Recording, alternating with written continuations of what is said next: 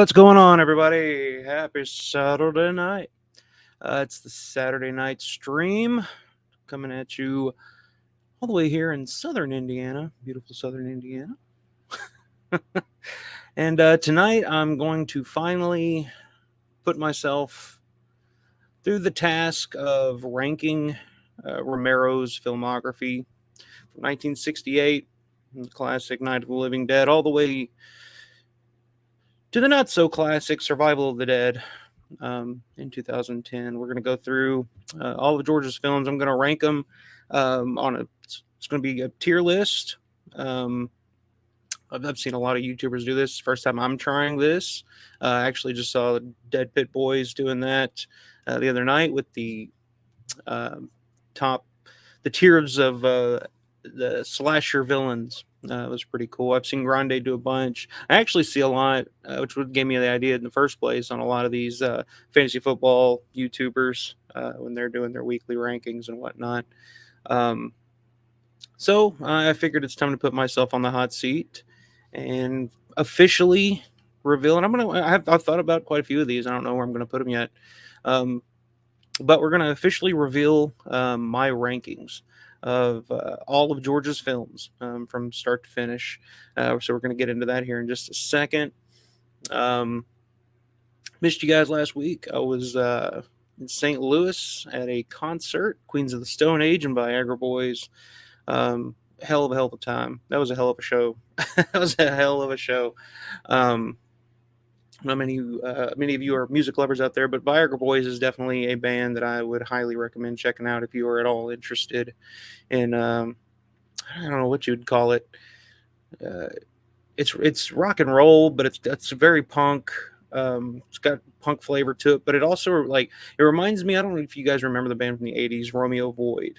It kind of reminds me of that a little bit. So check them out if you're interested, and if that sounds like something that'd be interesting to you.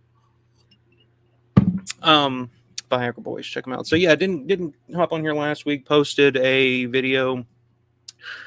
Posted the director's George Romero.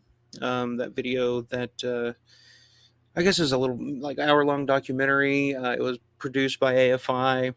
I remember watching. I think I saw it on Stars. I think Stars used to play quite a few of those. I remember seeing Wes Craven's. It was like a whole series that went on for quite a few years.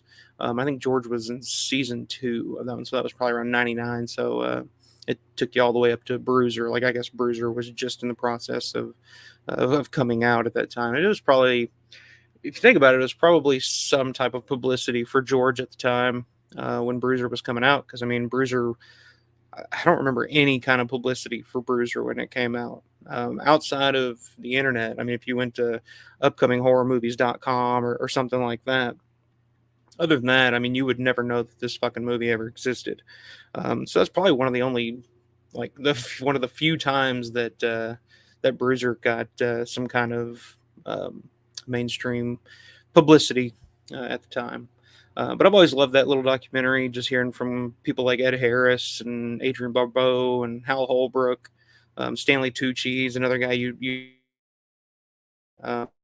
from, of course, has gone on to do a billion other things in Hollywood. But it was really cool. I've always liked hearing those type of actors and people that have worked with George, just get their thoughts on them. But anyway, so I hope you guys enjoyed that last weekend. And then, believe it or not, man, coming up in 3 weeks from now, it's Living Dead weekend, Evans City. The 55th anniversary of Night of the Living Dead. It's pretty hard to believe. It's even crazier for me because I remember being at the 40th anniversary of Night of the Living Dead in Dallas, Texas for the Texas Frightmare weekend. That's where I first met George. It's where I met pretty much everybody. It was one of the most surreal experiences of my life at the time. I think I was 18, 19 years old. So here we are 15 years later celebrating the 55th anniversary of Night of the Living Dead. It's pretty insane, but all the remaining cast members are going to be there. Kyra Schoen, I can't wait to meet her. I've never met Kyra Schoen. I've never met Judith Ridley either. So those are the two that would be on my list to get. And of course, Judith O'Day is going to be there. Russ Striner, John Russo. I mean, it's the normal cast and crew, and of course, there's all kinds of stuff. Well, I plan on doing a. I've heard I've gotten quite a bit of feedback and maybe and some questions from some subscribers and stuff here lately about the festival. So I'm going to do some more research. I'm by no means involved with the Living Dead weekend or Living Dead Museum or anything like that. I'm just a fan, a convention goer like everybody else. Um, but yeah, I plan on doing uh, a preview show, kind of like I did for the Living Dead weekend back in June for Monroeville. But yeah, doing like a preview show, recap show, maybe doing some stuff from the event. Hoping to make it. At this point, I'm not 100% sure yet, but I am hoping to be there. So that'll be exciting. I don't know how long I'll be able to be there, but I'm planning on making the trip. Just because I've never been to Pittsburgh in the fall. That's kind of one thing I'd love to do. Like I've been to Pittsburgh, multiple times now, but it was always during the summer. So I'm kind of curious to see what that area is like, in the fall, the winter. Just experience it in a different climate, I guess. But so yeah, definitely looking forward to that. And then also that same weekend is Scarefest here in Lexington, which is one that I'm also considering going to. I don't know how I'm going to work yet, but Christine Romero is going to be there. The cast from Day of the Dead is going to be there. Laurie Cardill, Jarlath Conroy, Terry Alexander, John Amplis is going to be there. Warner Shook's going to be there as well, which is one of the guests at Living Dead Weekend in Monroeville that I didn't get a chance to meet. So that would also be on my list as well. And Lexington, of course. I mean, Lexington's maybe about 2.5 hour drive from here, so it's a little shorter distance as well.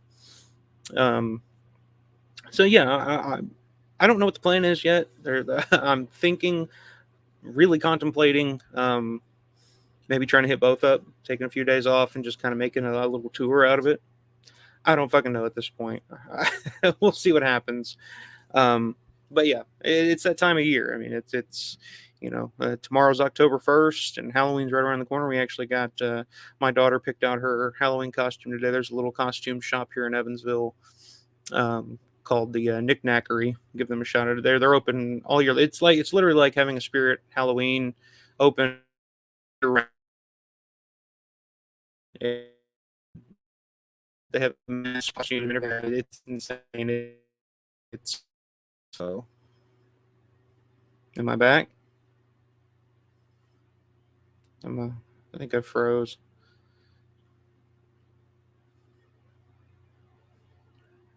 Am I back? Am I good? Am I good? Okay. Oh, the internet around here, let me tell you. I'll probably clear my computer out too. I got so much junk on this computer. Just from starting this channel, I have so much shit on this computer that I could probably need to clear it out. But I think that means time, and time is something that I struggle to have. But anyway, I was talking about the costumes, Halloween, blah, blah, blah. Knickknackery here in Evansville. It's a pretty awesome shop. We took my daughter there, and she's going to be a firefighter. I was trying to nudge her, maybe a Chucky or something like that, but she went firefighter. So I guess we're going to. I guess the plan is that I'm going to go as a walking ball of fire, and there's actually a costume that's just literally flames. So that I think that's probably what I'm going to go with, and I think my fiance is going to go as a Dalmatian. Try to talk her into being a hydrant, a fire hydrant, but I think she's going to go with the Dalmatian instead.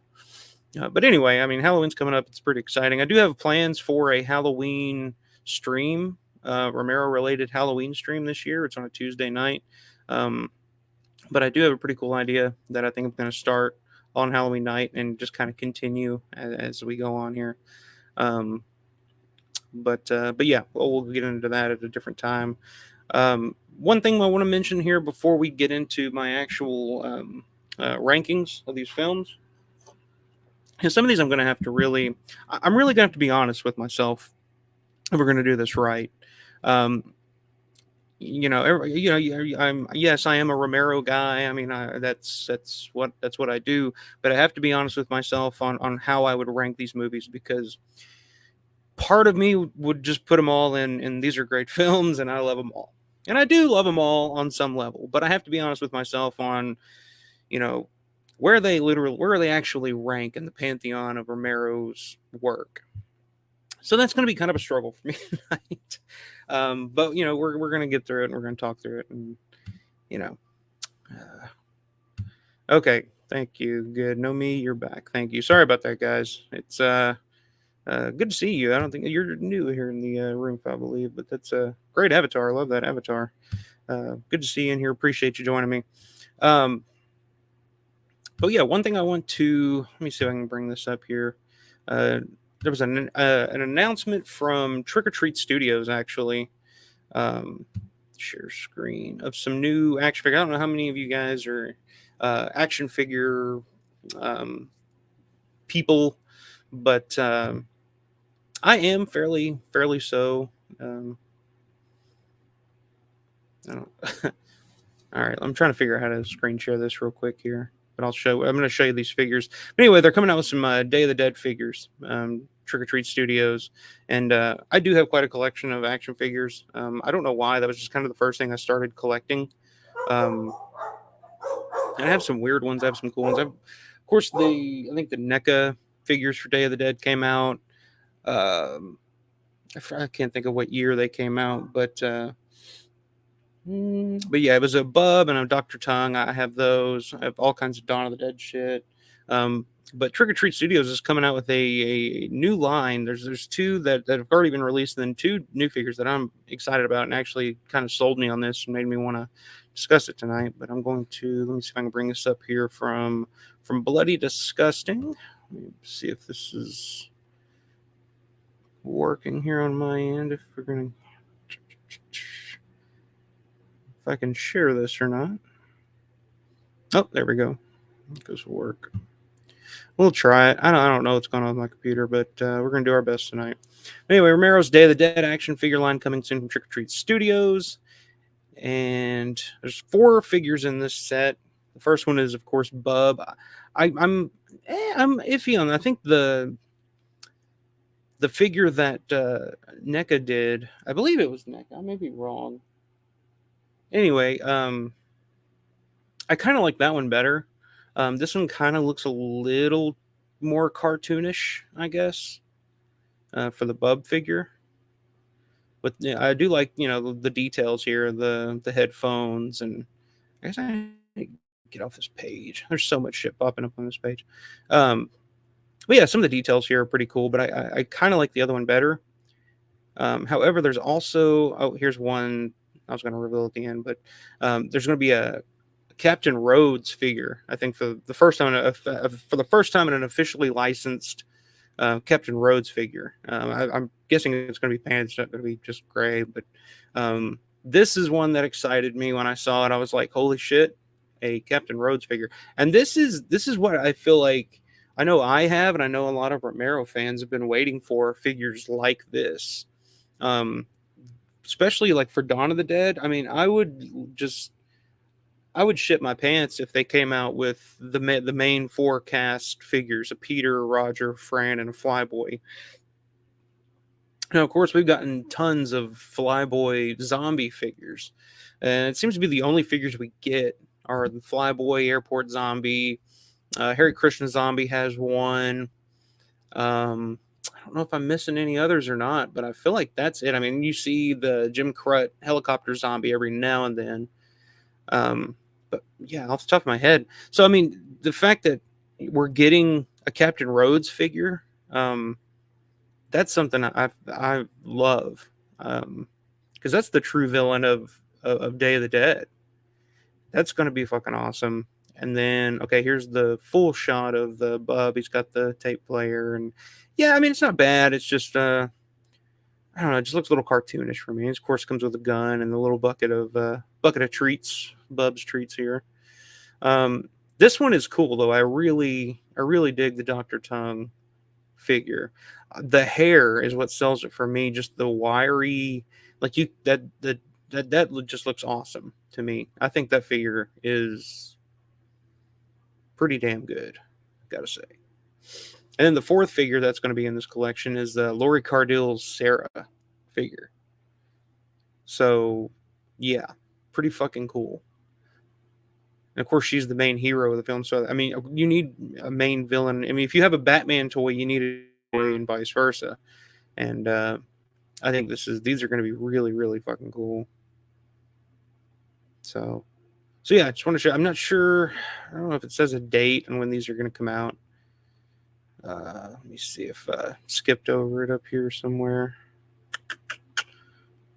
But yeah, I might have to pick these up.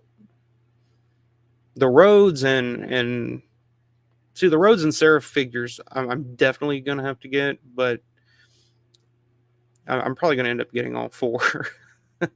I'm just like that. I'm a completionist like that. If I have a one of something, I gotta have all of it. It's makes no sense really on the surface. But let's see, we're getting yeah. I don't know. It doesn't say a date. I guess it's just kind of a showing them off at a toy fair. Just kind of yeah. Who knows? Who knows when? We'll keep an eye on that because those are definitely cool, and we'll definitely look forward to when those are coming out. So. All right, let me get back in here. Zombie Grease Rhodes, damn, definitely will be getting that one. I saw that one and I definitely thought of you, Zombie Grease. I was like, this is one Zombie Grease is definitely probably gonna get. I do have a Rhodes figure, but it's one of those custom.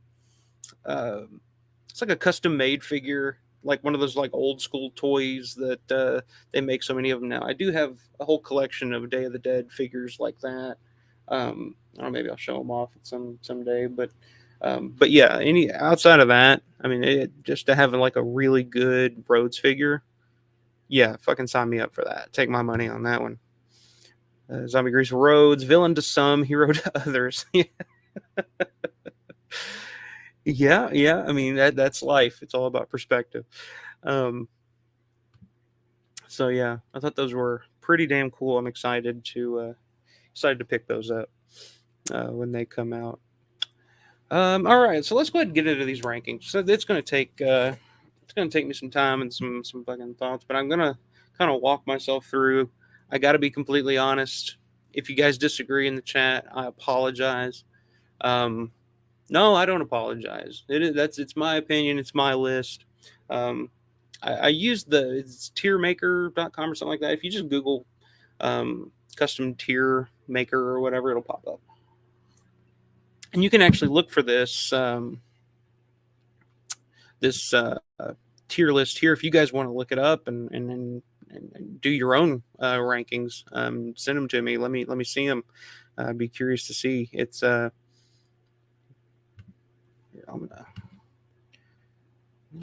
put the link here in the chat if you guys want to play along at home. But it's the films of George A. Romero is what it's called. So I'm gonna throw that in the chat here. I'll put it up here on the screen. If you guys want to do your own, there you go. It's tiermaker.com/create/the films of George A. Romero, and then a bunch of numbers. So there you go. So let me see if I can get this up here on the screen, and we'll get started. Trying something new here this week.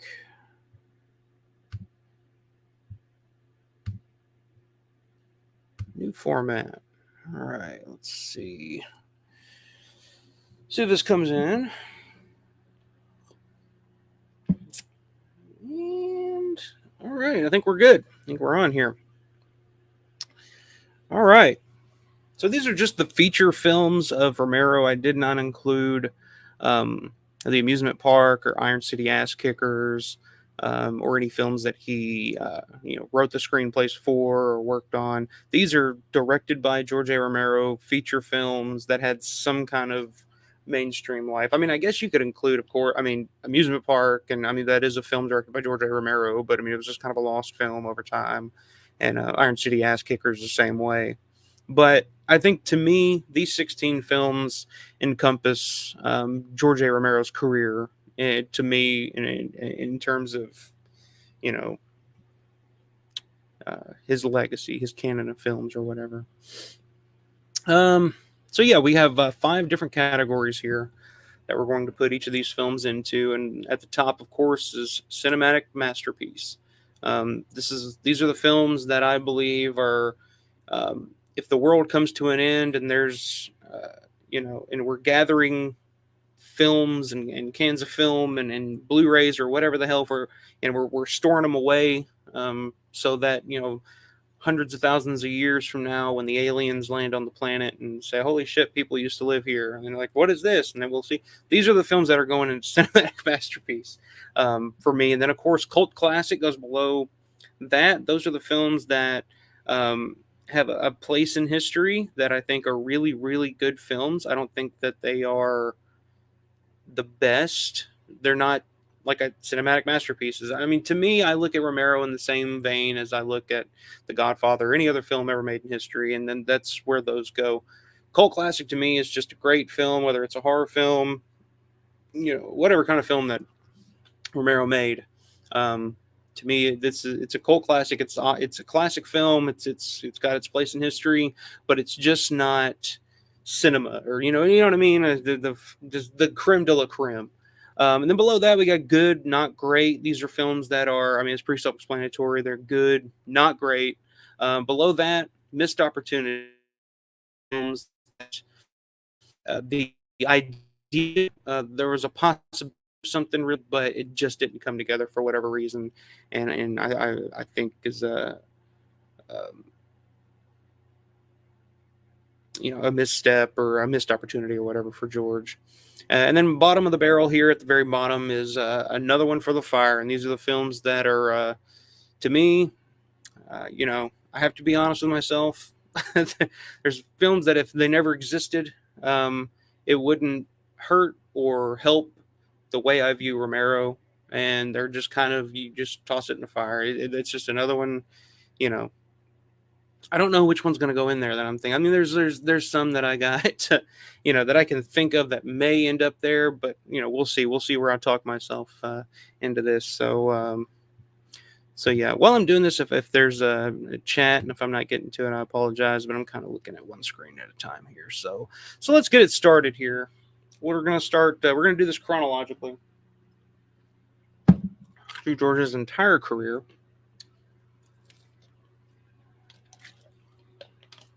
All right, let's do it. So coming in first from 1968, George Romero's directorial debut. It's, I think, the classic horror film. I think it's where modern horror film began. I think to me, when I think of horror, I think of films pre Night of the Living Dead and films post Night of the Living Dead. To me, Night of the Living Dead, it was the beginning of a new era. It was the changing of the guard officially. I think Hitchcock got close to that in 1960 with Psycho. Psycho was something completely different, something that and of course was influential way past it, way after its time. You could say the 80s, the slasher craze. I mean, that's when we started getting all those Psycho sequels. But I think just in terms of the way that horror films are made, the way that horror films, just the gore, everything that we think of when we think of a modern horror film now, I think it all started with Night of the Living Dead, 1968. It's George's debut. I mean, everybody talks about the social significance of the film and just what it meant, like beneath the surface. Like on the surface, it's a zombie film, it's a horror film, it's a terror film, whatever you want to call it. But below the surface, there's a message. There's George is saying something about society. He's saying something about the country. He's saying something about us as humans and the way that we just cannot, even in the face of the end of the world, us as humans, we cannot communicate effectively. We cannot work together. I mean, we on much smaller levels. I mean, we haven't faced the end of the world yet, but I'm not. I'm not going to be surprised when we are faced with the end of the world and we still can't get along. We still can't communicate. We still can't come together to create, real solutions or whatever. And you didn't see that much of that in horror previous to Night of the Living Dead. I'm sure there are examples out there that this film mirrored society in this way or blah blah blah, but I think just the fact that George would set the film in reality, um, to where you had the news coverage on TV, and something about it just felt completely different than anything that I've seen. Now, of course, I wasn't born in 1968, and and I've seen a lot of films pre 68, and I've seen a lot of films post 68, and I can't express how how Night of the Living Dead just completely changed everything, and I think this is a no brainer. I think Night of the Living Dead is 100% a cinematic masterpiece. Um, is it flawed? Yes. Low budget? Yes. I mean, everything that you could pick apart that the layman would find, off putting about Night of the Living Dead. It's low budget. It's black and white. It's there's some of the acting in places isn't the best. Yada yada yada. But it still works to this day, and it's sort of not confusing of how it works. It still works to this day. But I can tell you, I mean, I've seen it in theaters with people that have never seen this film before, and a lot of them are dismissive about a lot of it, just because of those budgetary reasons, being black and white, some of the acting, yada yada yada. But at the end of the film, they all still react the same way of like, holy shit, what did I just watch? It's an amazing experience if you haven't seen Night of the Living Dead in theater with people. But yeah, I don't think there's any argument to it. Night of the Living Dead's got to go in cinematic masterpiece category for me. And I promise, I swear, I'm not going to put all of these in that category by the end of the night. But like I said, I'm gonna be completely honest about it. I got to be honest with myself about it, and it's gonna be tough. But I think that one's a fairly easy shot. Subjective, perspective, collective. What's up, my man? Good to see you in here, man. Um, I got really excited about saying that. That's the first time I've been able to say that. Say your name on the stream. So I appreciate you coming in, man. Um, I love that. That's such a cool screen name. So subjective, perspective, collective. Say that 5 times fast. Um, so yeah, I got to go. Night of the Living Dead cinematic masterpiece, and that brings us to 1970 or 71, depending on who you want to talk to. But Ray Lane and Judith Ridley star in George A. Romero's film There's Always Vanilla, also released as The Affair. I think it was released mainstream theater wise as The Affair. I don't know which name I prefer. I mean, obviously, I prefer There's Always Vanilla. I think that's a very cool title. It's a title that kind of captured my imagination when I was younger. And the bit of dialogue at the end of the film with about you go to Baskin Robbins and you got all these flavors to choose from. You always have 31 flavors, but at the end of the day, there's always vanilla. And that line and that part of the film really had some type of effect on me when I was in high school as a teenager, um, because I could identify with the Chris character, Ray Lane's character in the film so much, because I was the exact same way. I kind of had the answers to everything, and didn't want to listen to authority, and I knew better than everybody, and blah blah blah. And I think that's fairly common for most people in their teens, but yeah, I mean, it's a film that George not the biggest fan of himself. I mean, he's said many times it's a film that he doesn't really think about or go back to at all ever, um, and he doesn't even really see it as a film that he um, directed as much as he just edited.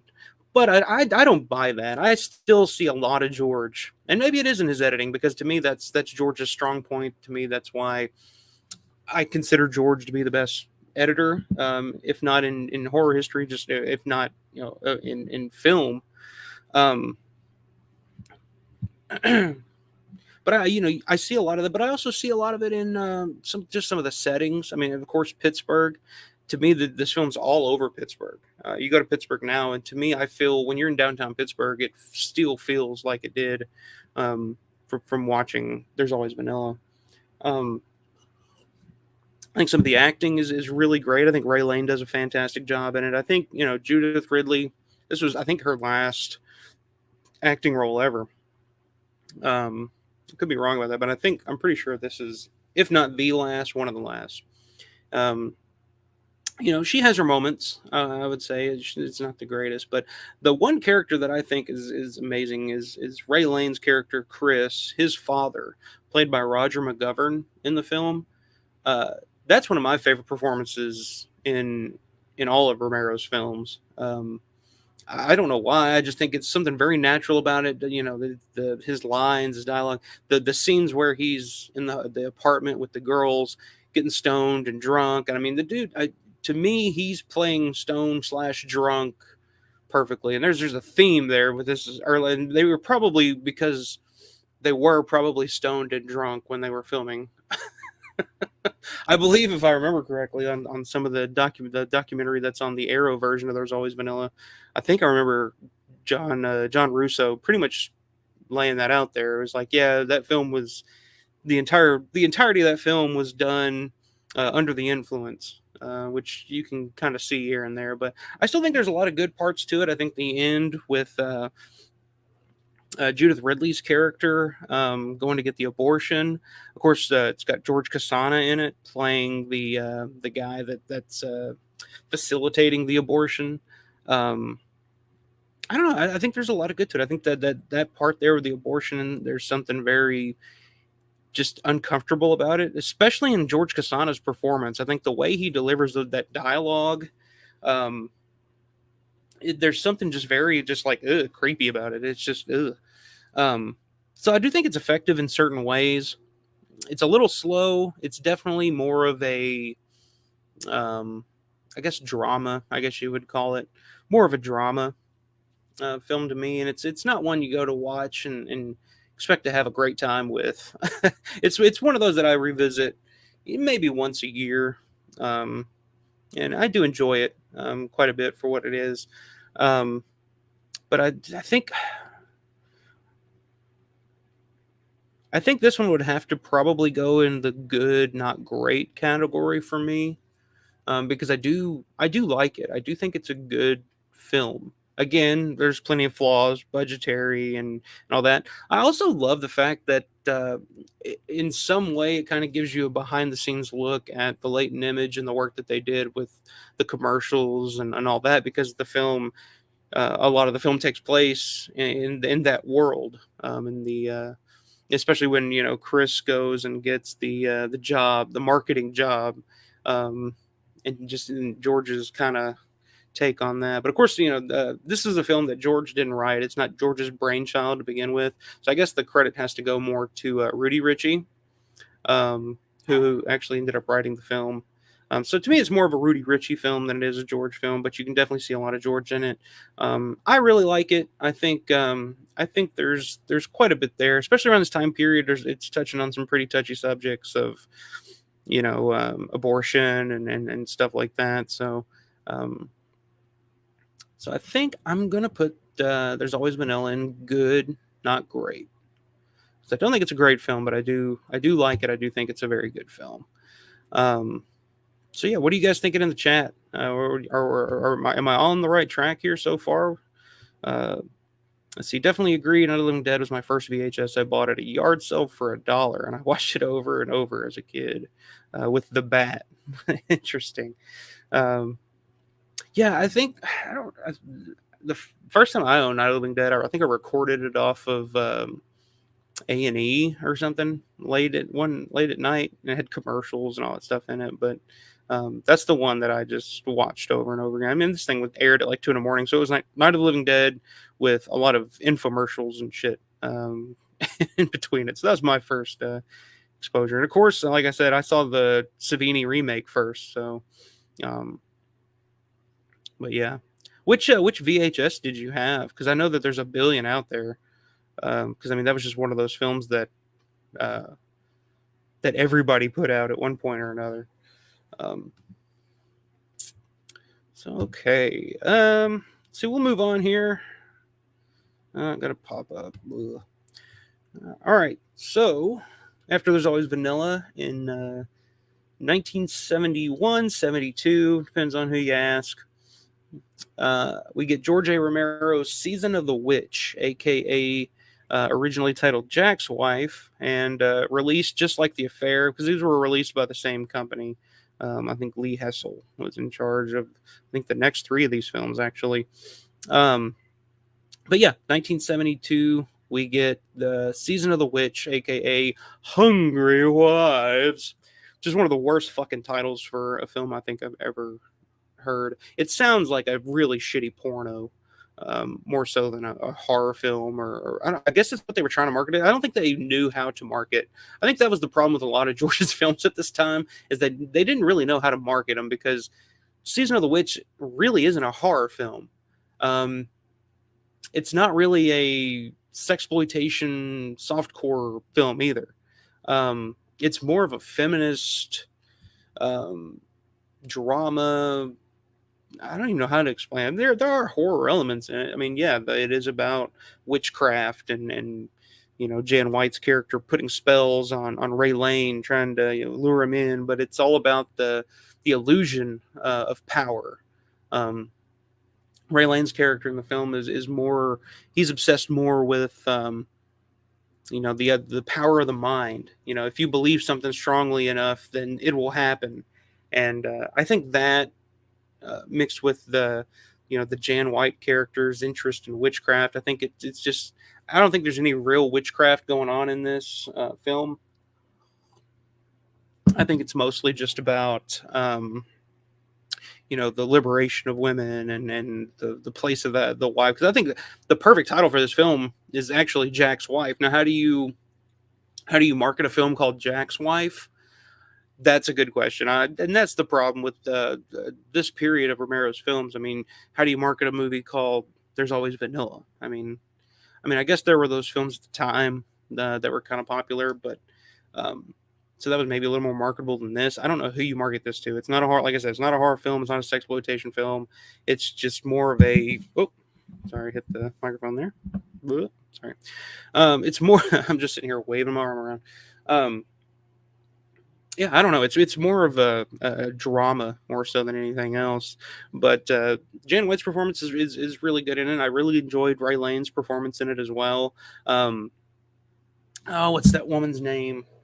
Anne Muffley, I think, has the best performance, one of the best performances, and I almost put her on my top 10 Romero performances list, believe it or not. But she's the woman that plays Jan White's character's friend, who gets quote unquote turned on by Ray Lane's character. When I say turned on, I don't mean like, hey, how you doing? I'm talking about, hey, how you doing?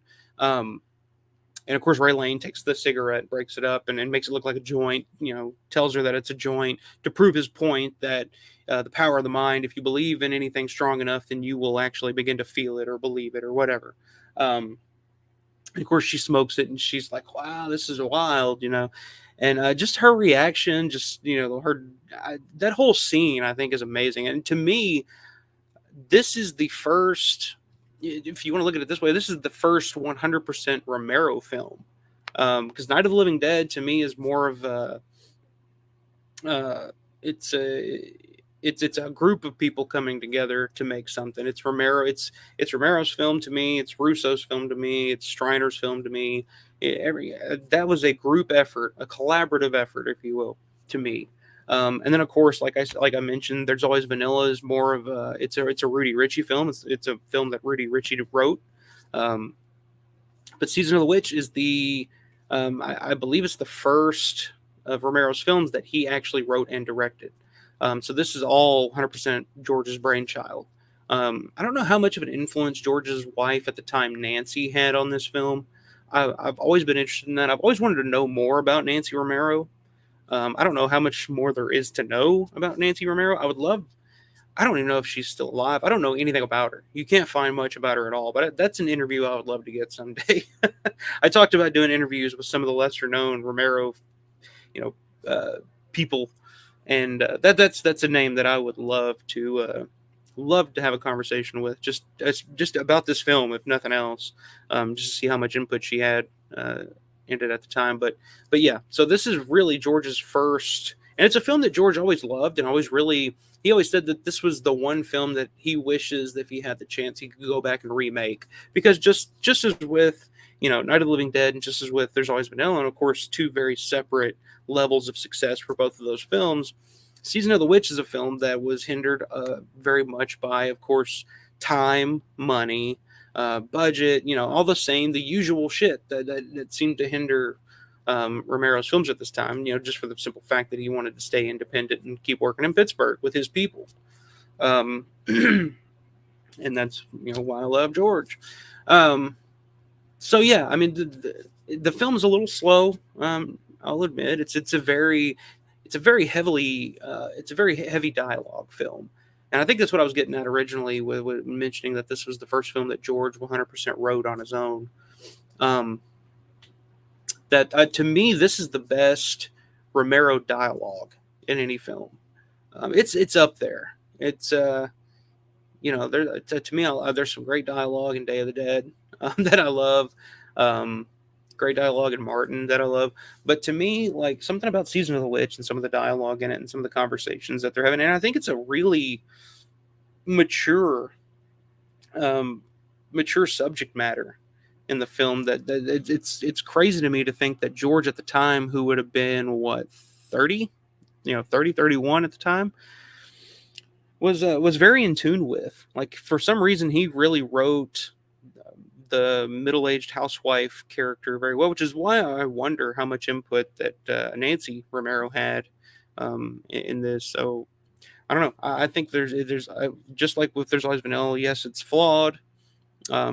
It's not amazing, but I do think there's a lot of good in Season of the Witch.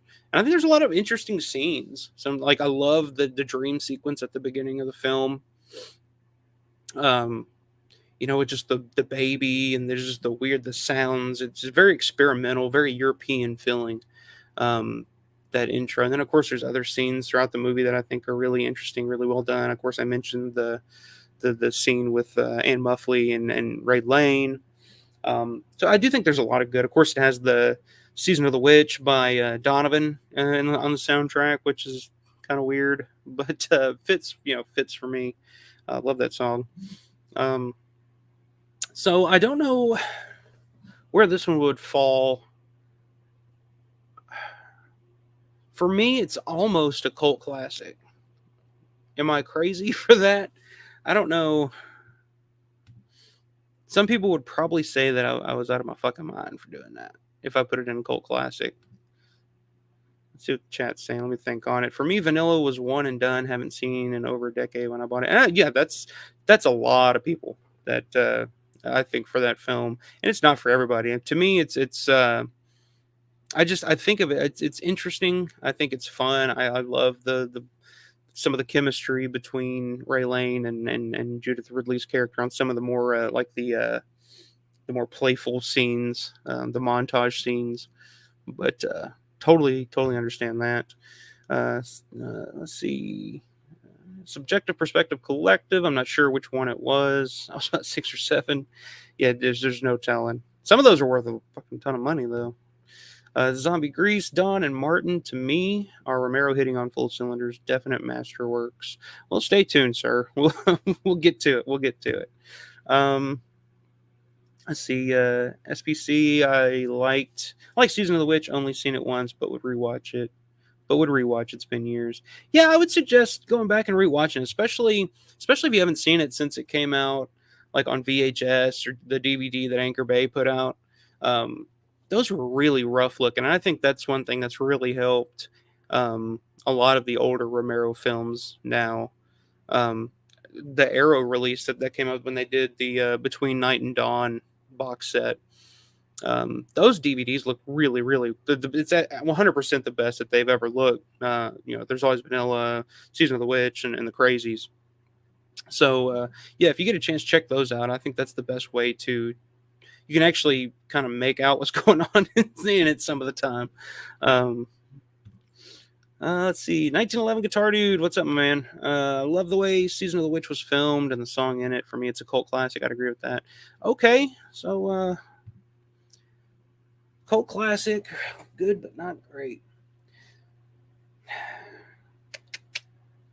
See, I just don't think...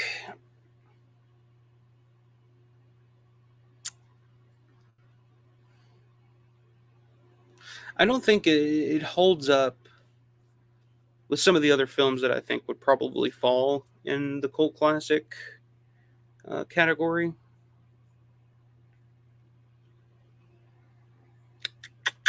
But man, that to me, Season of the Witch is one of those films that the first time I saw it, I didn't like it at all. But then over the years, the more chances I've given it, the more I watched it, the more I find to like about it.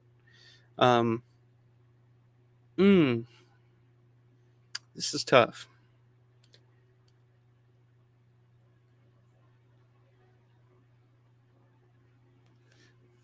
Really, really tough.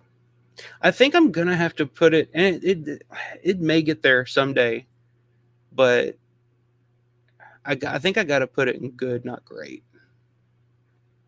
I do think it's better than There's Always Vanilla in a lot of ways. But is it a great film? Like, to me, cult classic is a great film. Cinematic masterpiece is one of the all-time greats. Um, so yeah, I gotta go. I think I gotta put Season of the Witch good, not great. I think it's a good film. I just don't think it's great. So I think that's where I gotta go. That's where I gotta go. Hmm.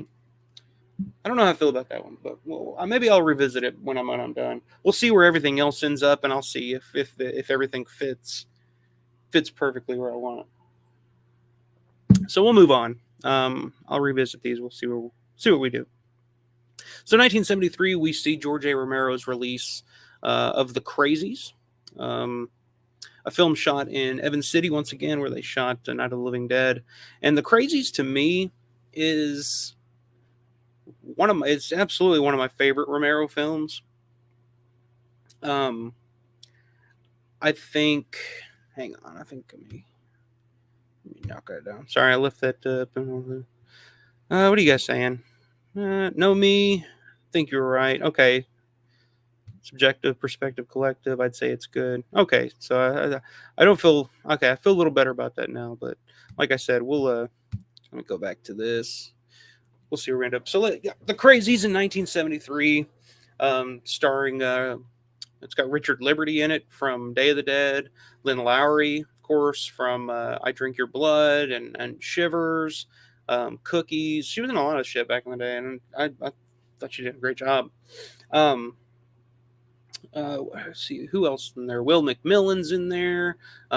It's kind of a who's who of Romero. I mean, George is in it at one point, and it's one of those films that requires a lot of extras and a lot of characters. So it is definitely a great film to go back and watch to see guys like Bill Heinzman, who's in it for a split second before he gets gunned down. Of course, Richard France is in it playing a character pleading for sanity, kind of in the same way that he was a character pleading for sanity in Dawn of the Dead. He's kind of typecast as that character. I told him that at Living Dead Weekend this year.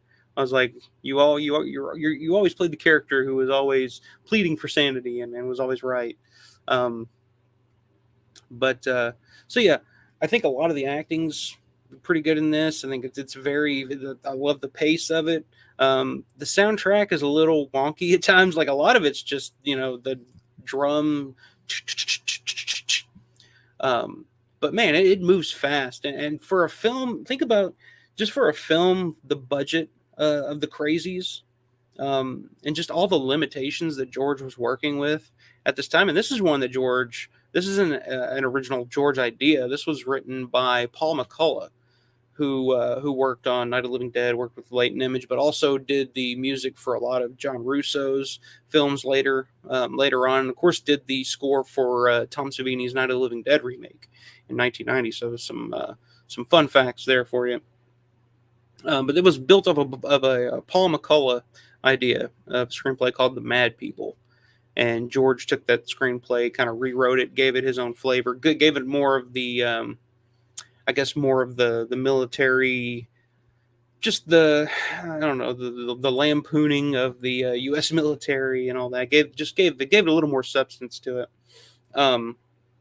But yeah, I love The Crazies. I think it's so relevant to this day. I think you go back and watch The Crazies now, and then you turn on CNN, especially during the COVID the COVID time period. Um, it's the exact same shit. It's like in the film The Crazies, you know, how do you tell who's crazy and who isn't? You don't, because in a situation like that, I think that's the brilliance of the film. And I know that they remade the film years later, and I've seen it once, and it was whatever. Um, but the main key thing that I think they fucking missed out on in the remake is that, because in the remake they just made you, if you got the bug or whatever, you weren't just a crazy person, you turned into a fucking pterodactyl howling fucking zombie thing. And of course it completely destroys the whole point of the film, which is, you know, a bug that makes you crazy. What separates you from a person who doesn't have the bug? You know what I mean? Like, and in a situation like that, where the mass panic and all that, and the way that it's held, the way that it's dealt with by the government and all that, it's like it would drive anybody fucking crazy. Like, there's no way to tell. Um, and I just think that's fucking brilliant. And, you know, like I said, you watch it now, and it's just like, yeah, this is going on right now. It's people, you don't know who the fuck's crazy and who isn't anymore. And I just think it's brilliant on that part. I think it's a very bloody film. I wouldn't say gory, but there's a shitload of blood in it. There's some really, if you look at the Crazies on paper, like, I guess to me, when I think of the Crazies, I don't think of it as one of those films that has a lot of horrifying stuff in it. It does. Like, there's so much to it. And there's you know, the father and the daughter scene on whatever, with Lynn Lowry and Richard Liberty. Um, you know, there's kids dying in this film. There's bodies being set on fire. There's a priest who runs out to the street and sets himself on fire. Um, Man, there's a pregnant woman. So we see that, you know, you never see that in a film. But the way George does it, and that's the thing about George's films, to me, over the years, all of his films, that he can do something that most people on the surface, if you wrote it down on paper and said, hey, this film has all this stuff in it, would you want to watch it? Most people would say, why would I want to fucking watch that? That sounds horrible. I guess normal people, I guess weird fucking horror fans like us would probably be like, hell yeah, let's check that out. But for normal people, you write that on a piece of paper, you say, hey, this film has X, Y, and Z on it. You want to watch it? Fuck no. Um, George finds a way to do it with such style and taste to it that I think when people see it, it hits home, but it's not um, gratuitous in any way. So I think that's part of the secret and why George was such a great horror filmmaker, is that he didn't have to get into the sewer and you know, go for the cheap pops, I guess. But he would add a lot of that stuff in it. I mean, there's kids at the beginning of the film. Their dad goes crazy, sets the house on fire. One of the kids die. I mean, it's so much crazy shit going on in that film. I mean, it's perfectly titled. But I think it's one. I definitely think it's one of George's best films.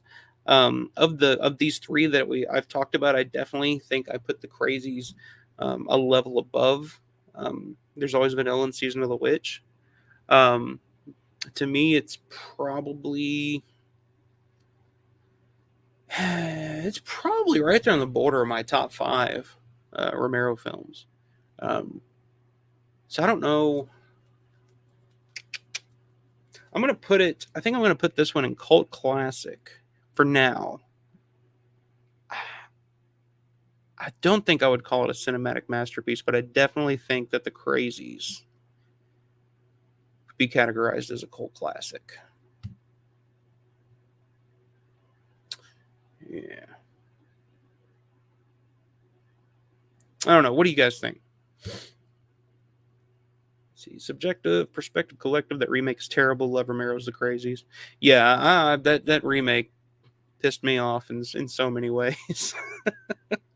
And that's a good idea for a tier stream, a ranking show, or all the fucking Romero remakes.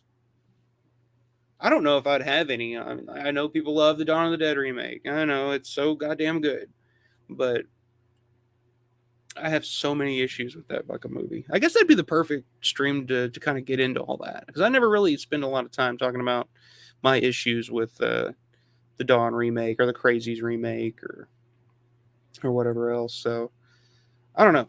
Maybe that's one that I'll look into doing here. Uh, know me? Yep, agree. Okay. So yeah, I think cult classic is a good spot for the Crazies. But this next one, 1977, is George A. Romero's vampire classic, Martin, starring John Amplas, Lincoln Mizell, Christine Romero, George Romero himself, Tom Savini. I mean, this was a film made with no budget. Um, I think the final budget was 90,000, somewhere around there. Um, and of course, this was a period where after the Crazies kind of flopped, which I think is why it fits perfectly in cult classic. When the Crazies kind of flopped, Romero was in debt. He owed a lot of money at the time, and Richard Rubenstein came along. They became business partners, and Rubenstein kind of got him footing enough to where he could finance this little film that they shot in Braddock, Pennsylvania, with an unknown theater actor and John Amplas. It was a crew of about 8. Um, and to me, they made magic with Martin. I know Martin, no pun intended, but I know the whole thing with Martin and all that is there is no magic. But to me, they made magic. They made a low budget. To me, I've referred to it. I've heard it referred to as one of the first A24 type films, because it's a horror film, but it's so much more than just a horror film. There's so much more going on. The true horror is not on the surface. Like, you could say, hey, this is a vampire film, but in so many ways, it's not just a vampire film. It's a film that is a reflection of society. It's a reflection of the economy at the time. It's set in Braddock, Pennsylvania, which is an old steel town, which was once a booming economy. I've seen documentaries. I watched a lot. You go watch Tony Bubba's Lightning Over Braddock. Some of his short films that he's done over decades of living in Braddock, Pennsylvania, and what that town was to what it become. It literally was like a vampire, a capitalist vampire, or whatever you want to call it, sucked the absolute life out of this town. Because at one point, like I said, it was a booming economy, and then by the time they were shooting this film in 1976, it was done. The steel mills were closing, jobs were flying out the door left and right, businesses were shutting down, and Braddock's, you visit Braddock today, and I mean that's what it. I mean, there's barely much left of the town as it is. There's like a little strip, for like the downtown area and stuff, and then there's some rough neighborhoods and some rough houses around it, and it's not the you know. I've never had an issue there. I've visited Braddock, quite a few times now, and I've never had any issues with people, trying to mug me or anything. And I've gotten out and kind of walked around, and have had some issues with dogs in Braddock, but outside of that, um, so yeah. So the fact that there's this vampire film, it's not your typical vampire film. It's not your Nosferatu or your Dracula. It's a vampire film that's really, just like with Night of the Living Dead, takes the supernatural and brings it into a harsh reality. And I think there's so much to dig into with Martin. You talk about it because it's not a real vampire film. But to me, and George has said this before as well, Martin is not a real vampire. Martin is a product of society. He's a product of his environment. He believes strongly that he is a vampire, because that's all he's heard. That's all he's been taught since birth. And man, John Amblus's performance. I've gone on about it before. I've done top 10 performances in Romero's films. John Amplas is up there. I mean, to me, John Amplas is the best performance in any Romero film. Period. Quentin Tarantino agrees, and John Amplas has always made sure to remind us of that. I saw him at a Living Dead weekend a few years ago, and I said, that's what I told him. I was like, to me, you are the best performance of anybody in any Romero film, and he was like, yeah, well, Quentin Tarantino also agrees, and I'm like, okay. But yeah, I think he's fantastic, and I think the whole cast. I think, and like I said, it's a crew of 8. I think it was about 8 or so, and everybody's in this film. Even Richard Rubenstein plays a role in this film, and that's not. And I think this is the only time that he ever did that. I think he had some like spot roles in the background here and there, in Night Riders and Dawn. But as for a speaking role, no, I think he was in Creepshow as well. I think Rubenstein was at the party scene and in the crate. I think you can see him in the background somewhere.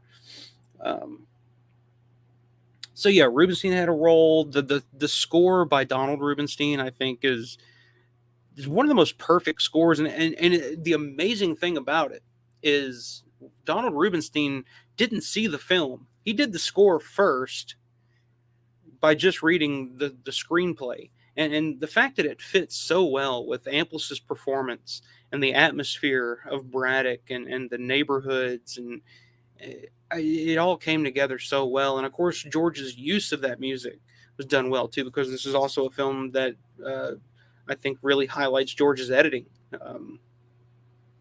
And of course, there's the 2.5 hour cut, black and white cut that's out there, and hopefully I will see one day before I die.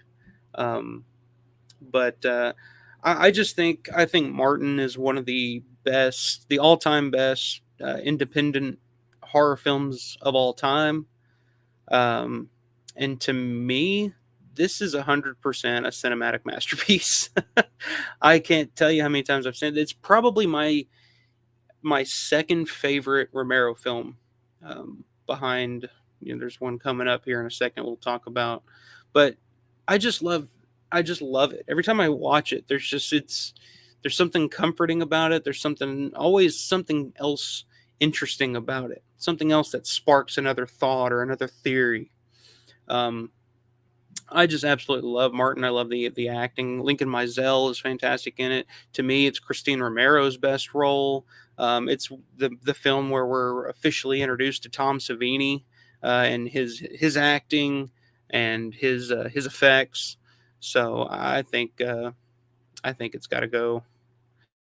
To me, it's a cinematic masterpiece. What do you guys think? Subjective, perspective, collective. I've tried to like Martin, but it wasn't made for me. It's interesting. I'd love to. I could definitely understand that. It is definitely it's a mood film. To me, I think that's where the greatness of Martin lies, is in the overall mood of the film. And like I said, I just love John Amplas's performance in it. I love the score. So yeah, it's definitely not going to be for everybody. Because like I said, I kind of look at it as the first A24 film that I can really think of that was kind of like that. And A20, a lot of the A24 films are not for me. So anyway. 1911 Guitar Dude. To me, Martin is a cinematic masterpiece and a top 3 Romero film. My wife says it's another one for the fire, though, so each their own. Hey, okay, that's interesting. Okay, well, I don't know if I've ever had the experience where I've shown Martin to someone and they didn't like it. My fiance has never seen it yet. I haven't gotten her to sit down and watch it. She has seen most of all the other Romero films, and she seems to like them. But yeah, she hasn't seen Martin. But pretty much anybody I've ever shown Martin to, that they've always come, if nothing else, they really enjoyed John Amplas's performance in it. So you're right. To each their own. But we're on the same page. Let's see. Know Me, same though. I watched it about 10 times. Yeah, I've probably watched it. I've watched that Second Sight 4K that they just came out with. I've probably watched that about 5 times now already. There's a great documentary on there on the making of Martin, if you guys are interested. If you haven't got that, check it out. It's pretty amazing. Okay, so that brings us to 1978, and oh boy, Dirk, I don't want to hear it, but this is as easy as it is for me, because this is not only my all-time favorite Romero film, but this is, to me, the best film ever made in history. And that's, of course, 1978's Dawn of the Dead, the film that changed my life, the film that I can't name another film like it. Just for what it is, to me, it's the greatest achievement in independent film ever. Just the budget that they had. I don't know how they did this. Nobody died during the making of this film. They used a real shopping mall. The performances that Romero was able to get out of guys like Scott Reiniger and Ken Foray, and pretty much unknown actors that really didn't go on to do much after this outside of Ken Foray. I think, to me, Dawn of the Dead is not... it's hard for me to look at it as a horror film anymore. To me, it's just a great film to me now, because it takes horror, it takes, the gore and all that, but then it also adds the action adventure aspect. It adds the dramatic aspects of it. To me, the story of Dawn of the Dead is the story of the American dream. In a weird Romero-esque way, it's the story of the American dream and upward mobility. And so it starts out in complete chaos. The world is literally coming to its end. And at some point in the film, these four characters, Roger, Peter, Stephen, Fran, while escaping the chaos, they come across a shopping mall. And all of a sudden, the capitalist in them, the American in them, comes to life, because they are infatuated with this shopping mall, to the point where they make it their new mission, whereas before their mission was to survive. As in America, our mission now is not just to survive, but to consume and to grow our wealth and to build more. And that's what we work towards. So when these characters get to this mall, become infatuated with this mall, want to take over the mall, want to take it for their own, that's their new mission. And literally the film plays out in that way, where each mission leads to more success, to where they can get more stuff. At the beginning of the film, they're just trying to get that little wheelbarrow, just the basics, the essentials, TV, food, radio, and of course they'll splurge and they'll grab, chocolate or whatever, So that's their first mission. But then they decide they want to go farther. They want more. So their next mission is to block off the entrance ways and secure the mall where no more zombies can get in. And then their next mission is to go around and lock all the doors so that no zombies can get out. It's just the way that each mission, each thing that they do, and it seems to be, this is the point of the film where the characters are the happiest. The characters are, they're the best. They are their best selves at this portion. They go around, kill all the zombies. Then the next mission is to build a wall. So if anybody comes in, they're securing everything that they can. There's one thing after another until they have the mall. The zombies are cleaned up, and the shopping mall. That's it. They've reached their end goal. They have everything. But then suddenly reality kicks in. Yeah, they have everything, but it's still not enough. There's still, the world is literally coming to an end outside of there.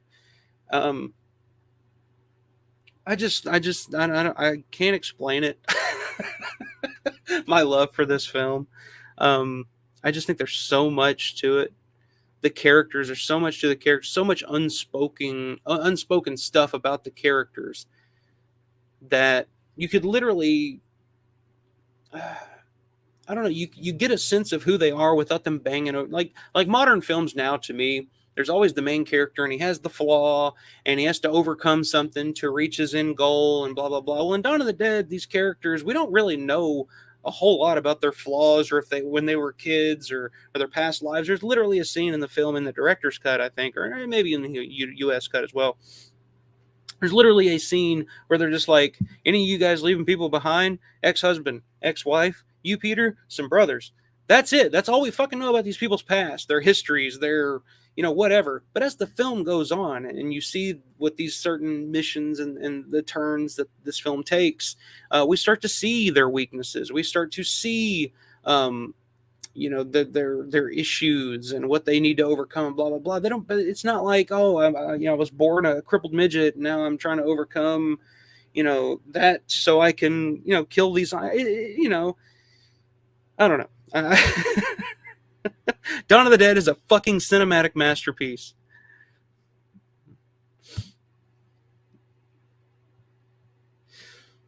Let's see. 1911 Guitar Dude. Dawn is my favorite movie of all time. I've seen it over 100 times. Definitely a cinematic masterpiece. My wife posted it. Okay, so good to see we're both on the same page here. All three of us on the same page with this one. Yeah, and just the effects. I mean, I'm just getting into like deep philosophical shit with Dawn of the Dead. But I mean, if we're just looking just at the effects, I mean, this is literally the film that kicked off the splatter craze.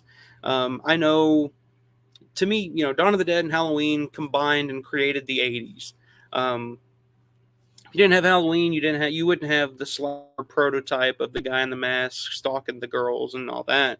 But if you didn't have Dawn of the Dead, you wouldn't have the splatter, the effects, the gore, just to see how far you could push things. Because Dawn of the Dead was the first American horror film to really push things like that. Of course, you can go back to like The Living Dead at Manchester Morgue in the early 70s, and there was some really good gore in that. And, I guess if you want to go and look, if you want to consider like Herschel Gordon Lewis, but I think that was just more underground. I'm talking about just like on a mainstream level that really affected people and affected culture. To me, it started with Dawn of the Dead. And almost in the same way that Night of the Living Dead was kind of the beginning of a new era, Dawn of the Dead was the beginning of the next era. Dawn of the Dead was the beginning of the 80s to me. All this, I mean, just Tom Savini alone, this film gave birth to Tom Savini. The Dawn of the Dead literally gave Tom Savini to the horror genre. And in turn, we got Friday the 13th, Maniac, Day of the Dead, Texas Chainsaw 2, Creep Show, everything that Savini did. And of course, through Savini, we get Greg Nicotero, who carried that on to today. I mean, you get The Walking Dead and the Creep Show series and everything that Nicotero. So literally so many of, if you look at horror now, it really all goes back to Dawn of the Dead in so many ways. And I don't know. It's a cinematic masterpiece to me. And no me. Well, that was an easy choice. Yeah. I mean, it's for me it is. And I hear people. I've heard more often lately people that they're not fans of Dawn of the Dead, believe it or not. And I want to just say I understand. I can understand with like 99.9% of every film ever made if somebody says, yeah, it wasn't for me. But, and I hear, and like I said, a lot of it, there are a lot of flaws, but surface, like, budgetary shit. Like a lot of people say, oh, the makeup's not as good as it is in Day of the Dead, blah, blah. And I think that people talk about the blue face zombies or whatever. To me, the blue face zombies are the most memorable zombies in horror film cinematic history. Harry Krishna zombie, the fucking airport zombie.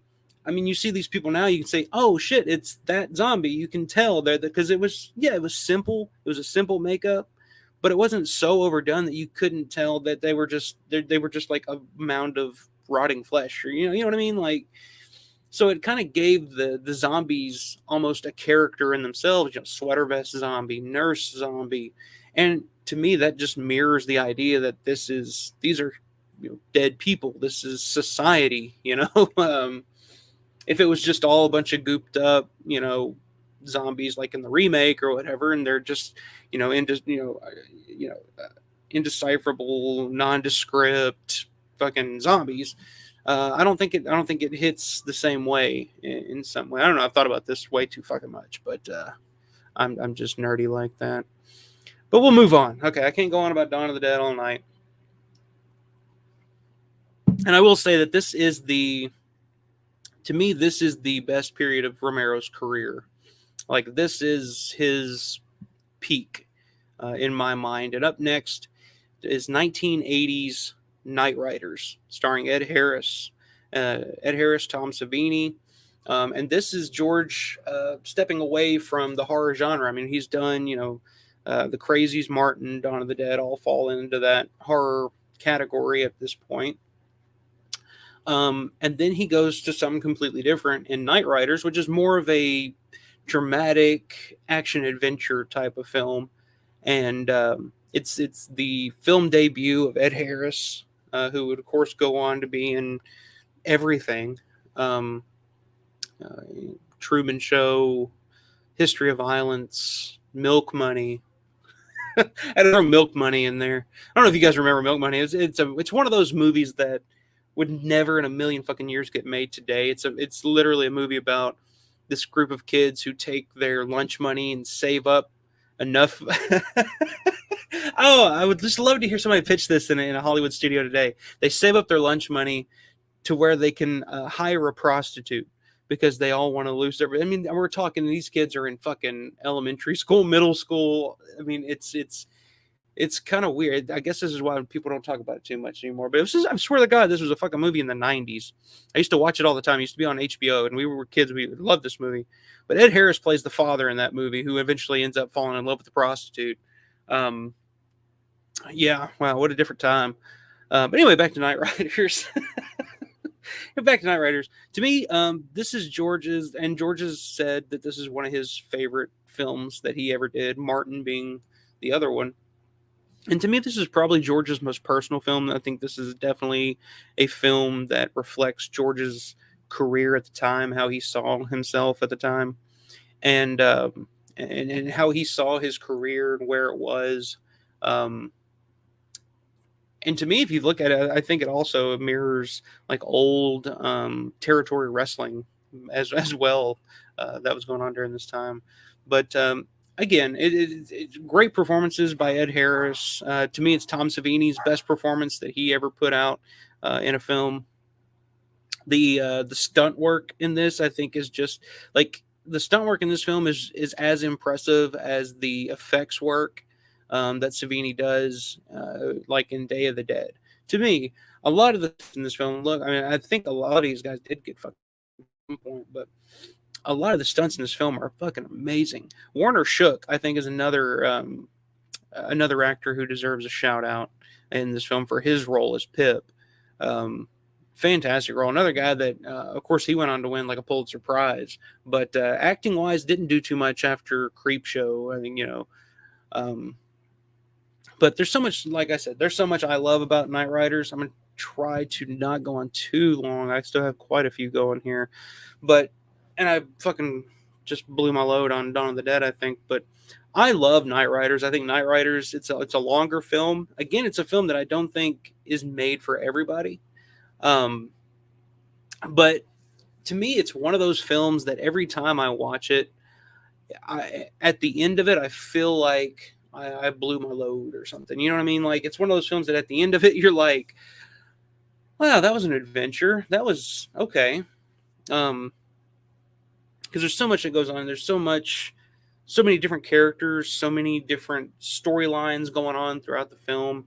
Brother Blue's performance as Merlin is one of the most interesting. I don't know if I would call it a great performance, but it's definitely an interesting character because I don't even know how much of a performance it was, because by all accounts, Brother Blue was pretty much the Merlin character in real life. But there's so much to love. And of course, it's just one of those films where if you're a huge Romero fan like me, it literally has everybody in the Romero universe in it, outside of a handful. But I mean, it's got Ken Foray in it. It's got Scott Reiniger in it, Tom Savini, Randy Kovitz, Tasso's in it. I mean, Christine Romero's in it, John Amplis. There's so many people from all these other films. I guess that's the cool thing. When I first saw Night Riders, it was one of the last Romero films that I actually watched because it's kind of a harder film to find.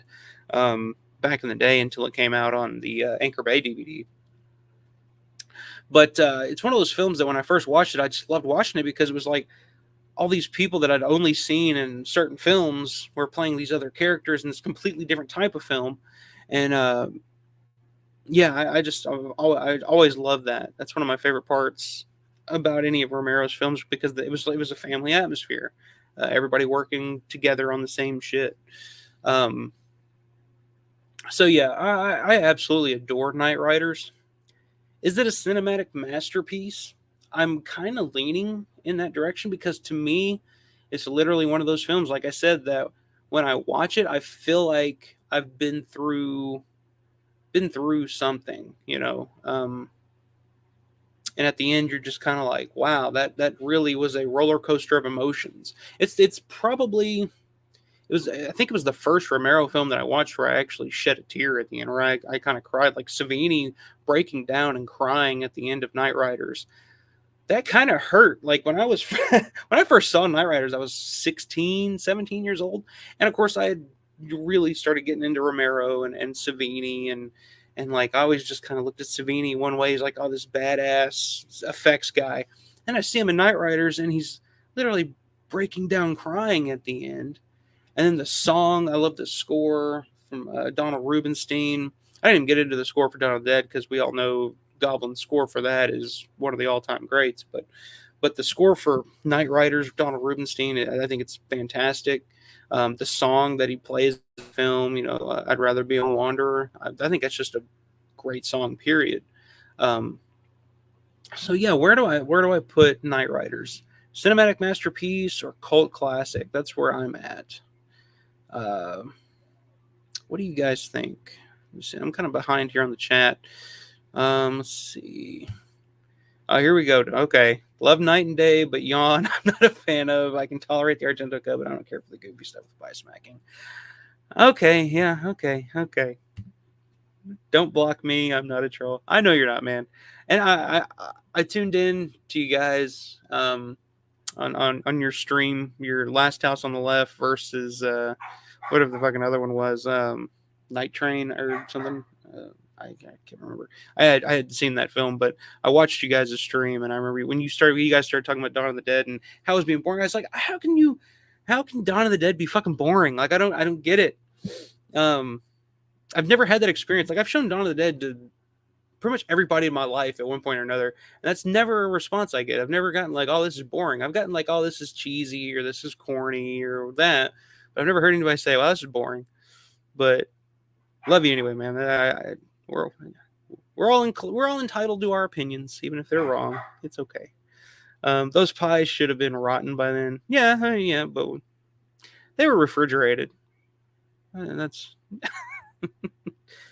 Let's see. You might not be a troll, but if you don't like Dawn, you probably should live under a bridge. All right, be nice. It's just boring to me, but I love most Romero films. Says Dirt. It's fine. I gotcha. Night Riders gives me the feels of late night drive-ins. Yeah. See, I'm not old enough to remember the old late night drive-ins. So I actually got to watch Night Riders at the Monroeville Mall this last summer, the Living Dead weekend, and they played it on a little big screen. And of course, Christine Romero and Tom and everybody was there to introduce it and talk about it for a little bit. It was really cool. The best part, my favorite part about that screening was I was sitting in a row and probably a few chairs down was not an older gentleman. It's not an old man or anything, but you know, an adult sitting next to, I guess it was his son, and his son was in Romero cosplay, dressed like Romero, and the whole movie. And this movie is like 2.5 fucking hours long, and I mean, it went till after midnight. But this whole movie, the kid is sitting there right on the edge of his seat, watching every frame, just like intently watching the screen. And I was like, that's a beautiful sight. that made my whole trip. Was seeing that the next generation, you know, it's gonna live on. Let's see. No Me says cult classic for Knight Riders. 1911 Guitar Deuce says Knight Riders is a cult classic, but not quite the same caliber as Night, Martin, and Dawn. Let's see. Dirk agrees. I'd say Knight Riders is a cult classic. Yeah, I guess I can. I guess we'll go with cult classic there. Um, yeah, I think that looks right. Like visually looking at my screen, I think that looks about right. It should be right there with the Crazies. I do think I like it better than the Crazies, so maybe I'll put it first. But I don't know. We'll stick with that. I think cult classic makes the most sense there. Moving on here to 1982's collaboration with Stephen King, who also has a had a quick cameo in Knight Riders as well. George's collaboration with Stephen King for 1982's Creepshow. Now, Creepshow, of course, if you haven't seen Creepshow, I don't know why you're watching this, but Creepshow, of course, is the anthology series, 5 different stories, starring Adrienne Barbeau, Hal Holbrook, Leslie Nielsen, E.G. Marshall, Ted Danson. I mean, this was the first time that George actually worked with big name Hollywood actors. I mean, outside of Ed Harris, but Ed Harris really wasn't a big name Hollywood actor at the time that they made Knight Riders. But Creepshow, I mean, it was the first time. I think the Creepshow came about because George and Steve were originally set to work on Salem's Lot, if I'm not mistaken. So George had a contract with Warner Brothers, who ended up doing Salem's Lot with Tobe Hooper. And so they kind of had this this relationship with Warner Brothers at the time, and they kind of came together with this idea for Creepshow, which would be kind of like an old EC comic book with 5 different stories with 5 different completely different casts. And this is one that I think I'm probably gonna disagree with a lot of you guys. I like Creepshow a lot. Don't get me wrong.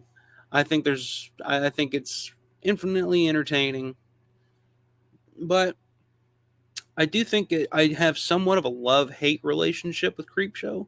I think Creepshow was where George kind of started to get pigeonholed because of the lack of success of Knight Riders and the success of Creepshow. It kind of pigeonholed George into being just a horror director after Creepshow. And I think I feel like we would have gotten some really interesting non-horror stuff from George later in his career, especially in the 90s. But it just never came to be because he became the horror guy. But I'm not going to blame Creepshow for that, because Creepshow is a fantastic movie. I love Creepshow. I've seen it, dozens and dozens of times. But the one thing to me, it lacks the George feel to me at times. And like I said, it may be in the editing, because that's my favorite part of George is his editing. He does edit the Something to Tide You Over story. He did do the editing on that. The performances are great. The effects are fantastic. Tom Savini has said that that's probably his favorite work that he ever did. Building the fluffy monster. The cockroaches. I mean, my God. I remember seeing that for the first time, and that was hard to get through, just because I don't like bugs or any of that shit to begin with. Believe it or not, I know. Being from let me knock that out there real quick. Being from the South or whatever. I guess people think from the South we're just covered in bugs and fucking snakes all the time. But so yeah, I know a lot of people are going to want to put Creepshow in the cinematic masterpiece spot, but to me, I got to be honest with myself, and I think it's just a cult classic. I don't think that it's one of the greatest films of all time. I think it's a great horror film. I think it's probably the best horror anthology film ever made. But I don't think I can put it in the same category with Night of the Living Dead, Martin and Dawn. I just don't. I do think it fits well with Crazy's Knight Riders.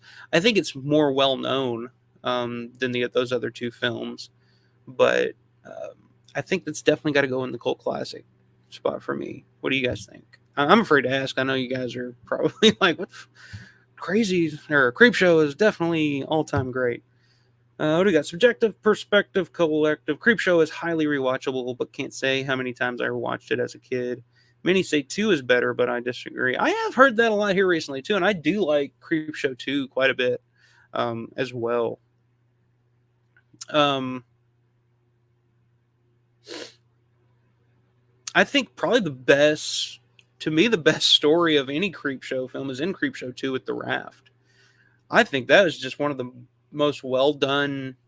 Some of the story and whatnot's a little cheesy with some of the characters, but just the concept and the way that it's done, I love that. Love that one.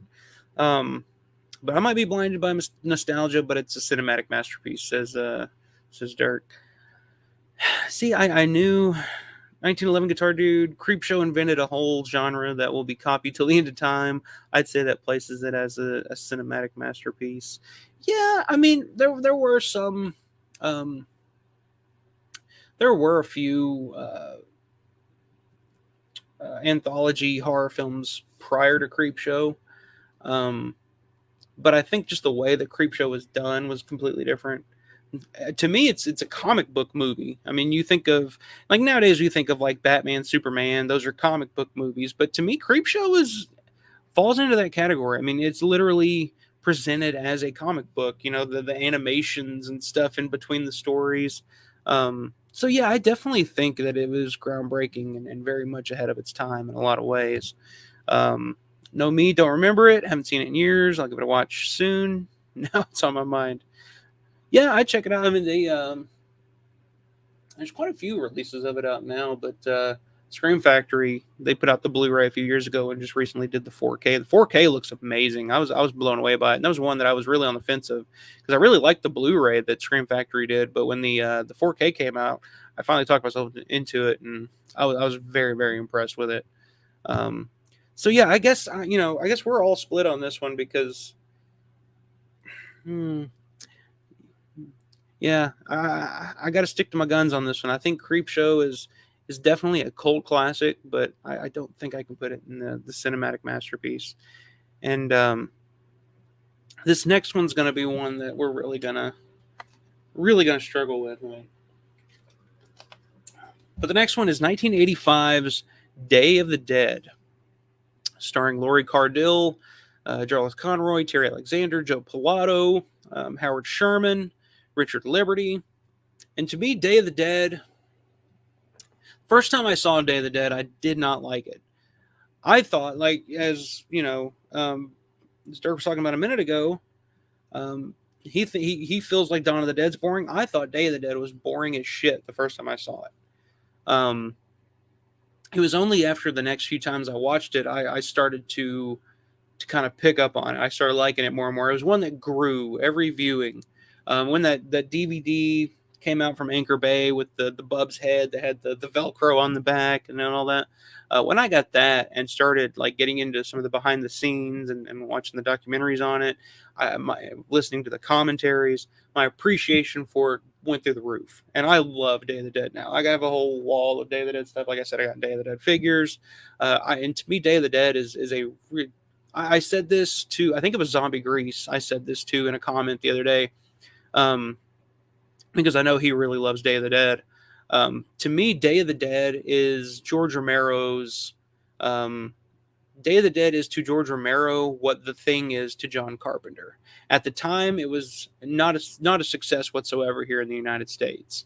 I just don't think that it was ahead of its time, and I don't think audiences were ready for Day of the Dead. Because you got to remember, 1985 was the same year that we got Return of the Living Dead, which was also a zombie, but it was a much more successful zombie film in the United States at the time because it was more boisterous, it was more 80s, it was more fun, there was more comedy to it. It was more Dawn of the Dead than it was Day of the Dead. And of course, at 85, we're getting Friday 5, my favorite Friday the 13th of the whole series. But you're getting Jason and of course Reanimator in 1985, which is more of a comedic horror zombie blend. And then and here comes Day of the Dead, and it's just this grim, fucking depressing ass movie about the end of the world with just some of the most amazing gore effects and special effects that to this day, if you turn on Day of the Dead, you show somebody Day of the Dead, like even with all the new technology and all the upgrading ability that you can do on with Blu-ray and whatnot, those effects still look amazing. The eyelid for on Rickles, man. To this day, when I see that, it's like my fucking eye. That still looks great. Polato getting torn in half still looks great. It's just, to me, it's still to this day some of the best effects, gore effects of any film ever.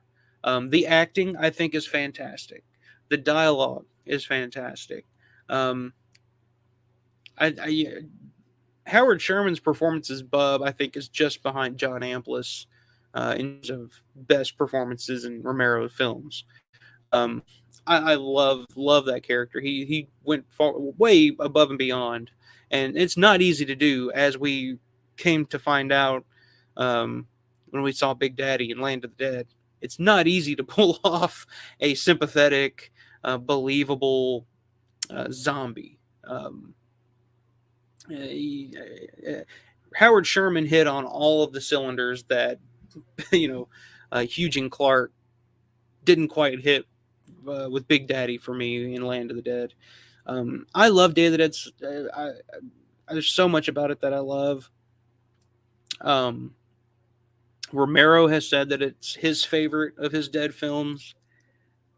It's hard to find too much wrong with it. And like I said, to me, it's like John Carpenter's The Thing. It was not appreciated at the time, but over time it found its audience, and now people look at it. I hear, like I said, I hear way more people nowadays talk about how Day of the Dead is their favorite of the zombie films, even over Dawn of the Dead now. Whereas, back when I first discovered Dawn of the Dead, you go on like websites and stuff, and like Day of the Dead was you had a whole page and all kinds of stuff for Night of the Living Dead. You had a whole page and all kinds of stuff for Dawn of the Dead, and Day of the Dead was like that. There's also Day of the Dead, and there's all good effects and whatnot. Blah, blah, blah, like it. But now it's almost gotten to the point where like Day of the Dead is kind of more appreciated. It's kind of like John Carpenter's The Thing. I feel like nowadays The Thing is almost more appreciated than Halloween by a lot of people. I hear a lot of people say that The Thing is their favorite John Carpenter film over Halloween.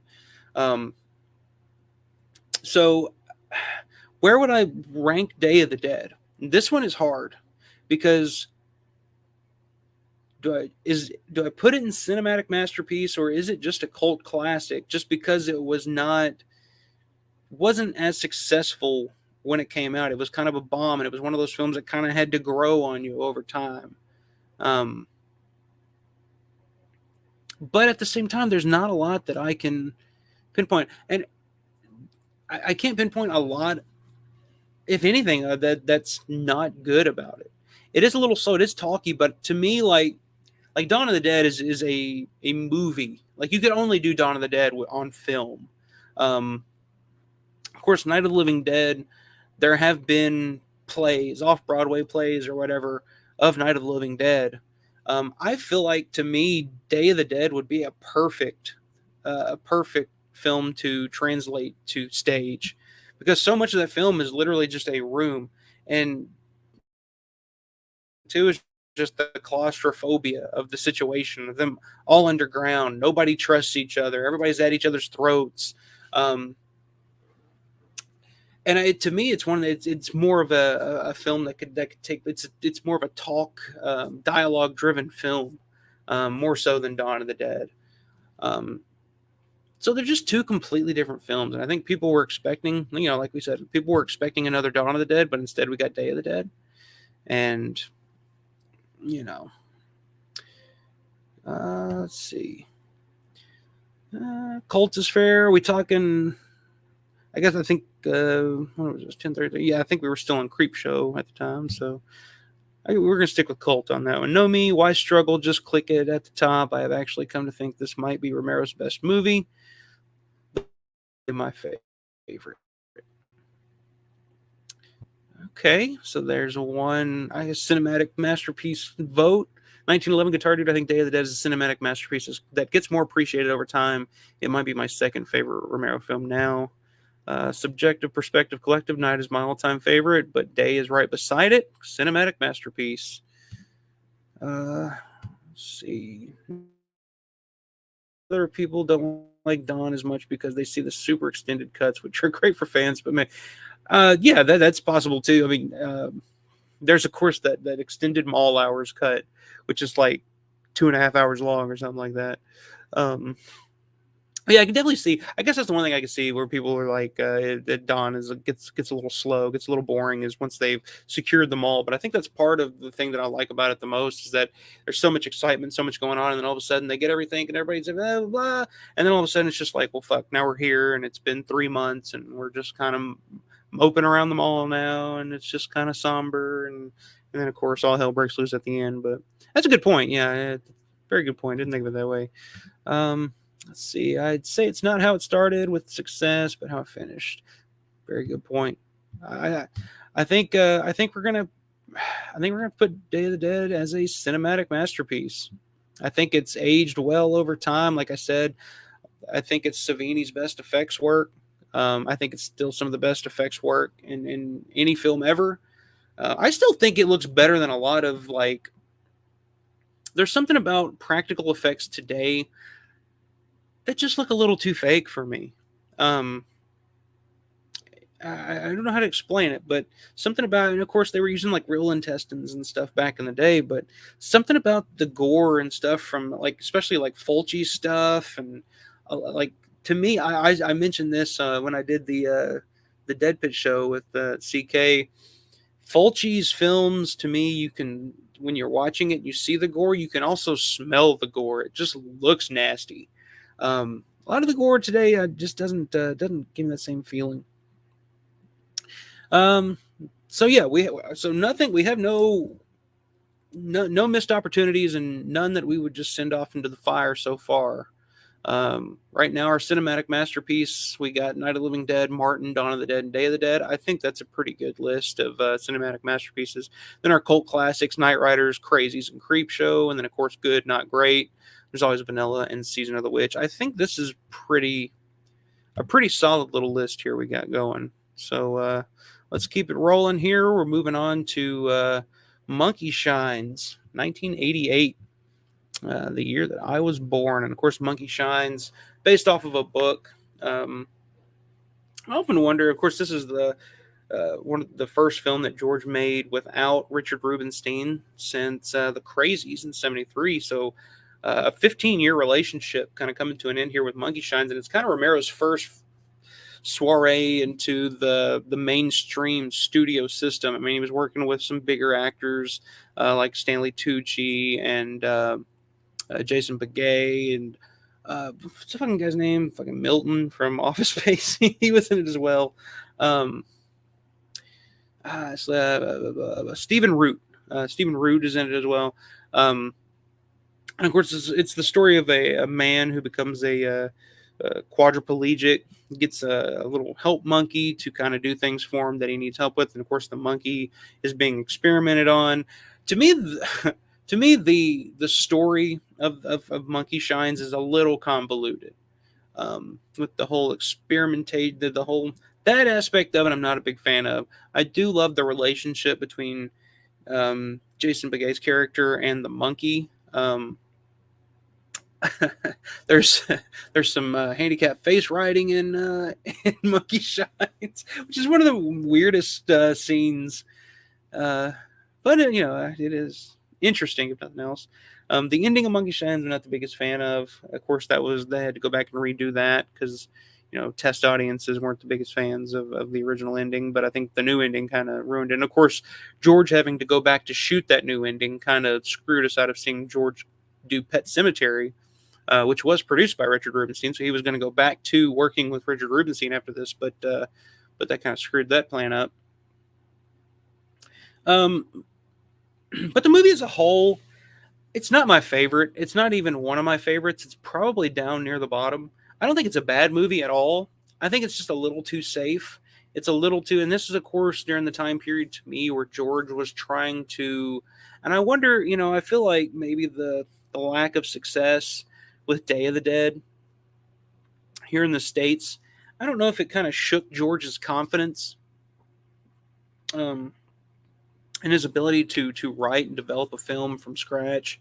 So everything he did after this point, up until he did Bruiser in 2001, which would be 13-year between Monkey Shines and Bruiser.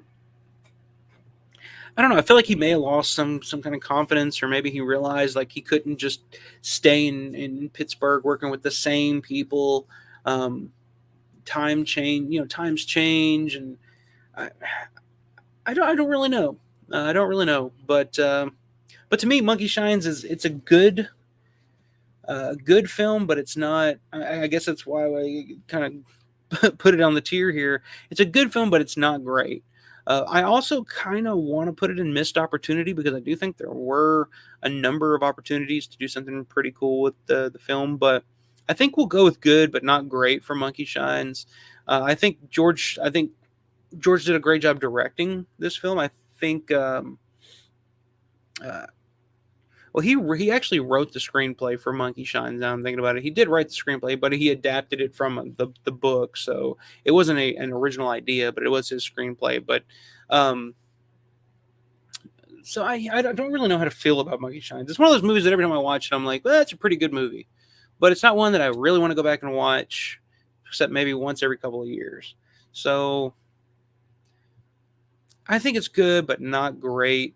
So I think that's where we're going to go with Monkey Shines. I don't know how much better it could have been. But what are we saying in the chat here? Let's see.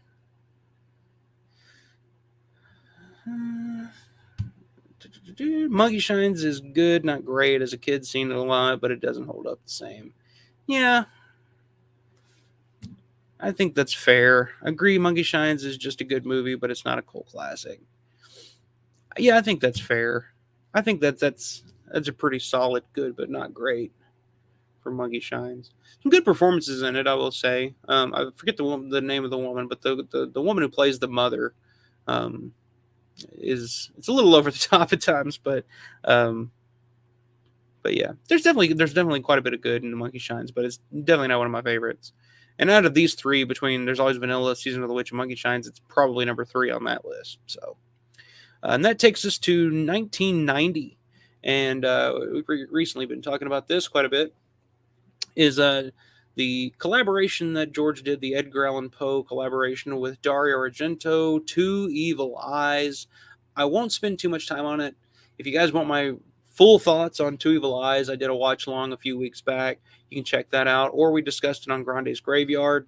I did the stream with him, covering Romero in the 90s with him. We discussed Two Evil Eyes quite a bit. So I've talked about it to death here lately, and I'm just going to say it's probably my least favorite Romero film.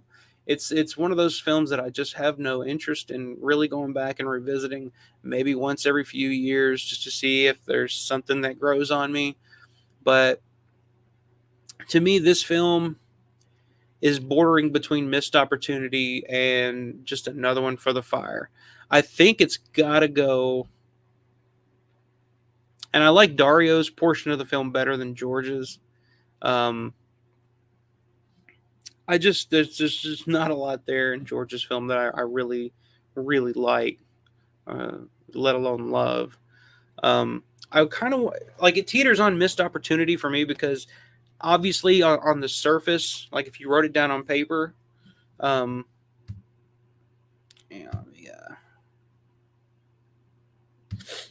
I keep forgetting to get rid of these quote bubbles.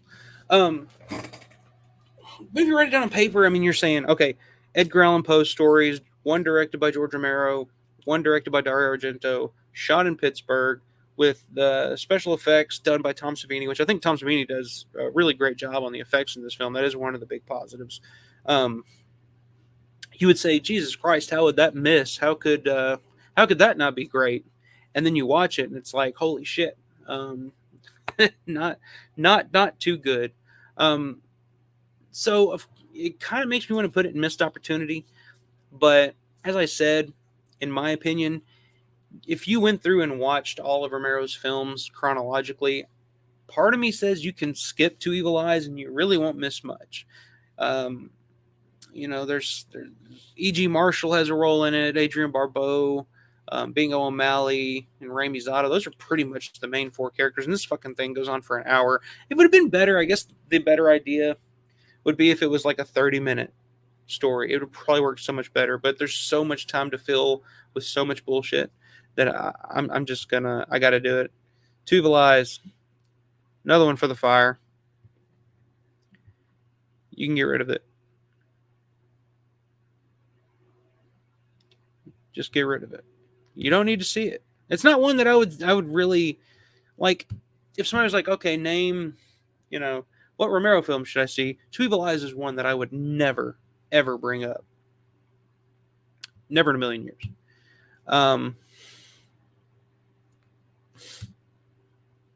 Novi, actually never saw it. You're not missing anything. It's worth checking out. I think, like I said, some of the effects are effects worth is good. Tom Savini did some good stuff, but yeah, not missing much. Subjective, yeah, it's a steaming trash bag. It really is, and I fucking hate saying that because I mean that's my two favorite filmmakers, just Romero and Argento. Argento's probably number 2 on my list favorite filmmakers, and man, is it just not? I don't know. I don't know. I'm good. I probably won't watch it again. Like I said, I did a watch along a few weeks ago. That's one I'm probably not going to watch again for quite some time. Then we'll move on to 1993's The Dark Half, another adaptation of the Stephen King novel starring Timothy Hutton, Michael Rooker, Amy Madigan. And this is one that kind of in the same vein for me as something like Season of the Witch. It's one that has grown on me slightly over the years. First time I saw it, it's just kind of like, yeah, it's a good film, but not great. But the Stephen King's, it's based off of Stephen King's story. I do think there are a lot of good in this. I think Timothy Hutton's performance as George Stark completely outweighs his performance as Thad Beaumont. There's a lot of good to The Dark Half. It's not really too much I can say on it right now. Like I said, we talked about The Dark Half to death on Grande's channel. If you haven't checked that out, check it out. But like I said, it's good, not great. Is that where it belongs? I'm teetering on that and missed opportunity just because I feel like there was more. If it was more of Romero's vision as opposed to the studio's vision, Orion, who Romero shot this fucking thing in like 1991, didn't come out for 2 years because Orion was going bankrupt at the time. And of course, Orion kind of forced Romero's hand into casting Timothy Hutton as opposed to some of the other actors that Romero kind of preferred, one being Michael Rooker, who ended up playing, the sheriff, which is funny. Grande brought this up, is that Romero wanted Rooker to play the character of Thad Beaumont / George Stark, which I think that would have been the choice to make right there. I think Rooker would have done such a good job because Rooker can play a character. He can play a good character, but and the funny thing is, in fucking Dark Half, the studio didn't want him playing the Thad Beaumont character because they didn't think he could play the good guy, but then they ended up casting him as the fucking sheriff, the good guy in the film. Makes no fucking sense. But I feel like Rooker's the kind of guy who can play a good guy, but you can always kind of see that evil or hear it in his voice. Like, you can see it behind his eyes at times. And then when he comes out and he can go full on George Stark, Michael Rooker as George Stark, fucking sign me up. So I think this one may go in missed opportunity because I think it could have been better had it been more of George's vision as opposed to what the studio, because they even had to go back and reshoot the ending, of course, as they tend to do anytime you make a fucking movie with the studio. I can't tell you how many times I hear stories of filmmakers talking about working with a studio where they make them go back in and shoot another ending. It's just like, Jesus.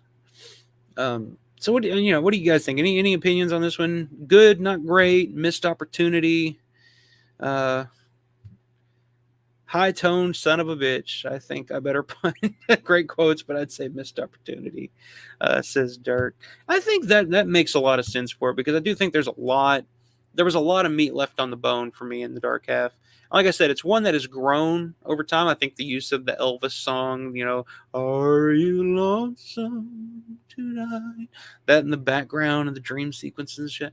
There's a lot of good in The Dark Half.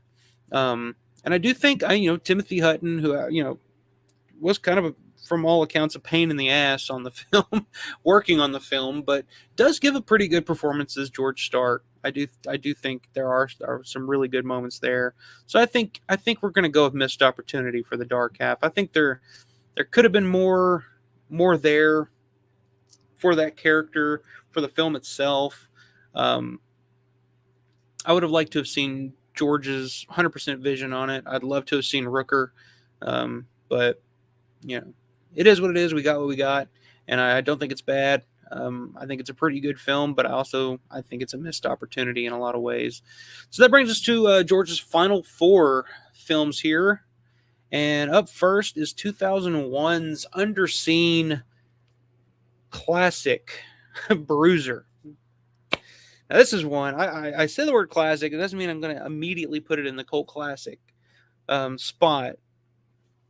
But this is one I mentioned before that I think over time is going to get rediscovered once this finally has a different release, a Blu-ray release, or a 4K release, and Grande is pretty much set on the fact that it's going to be Vestron who puts this out on Blu-ray, which I think is a perfect company to do it, because I think that Felcher works with Vestron, and I think he's the perfect guy to put together some really good bonus materials and stuff for this film that this film desperately needs, because this film, Bruiser, has only been released in the United States on VHS and DVD, and that was when they were originally released back in the early 2000s.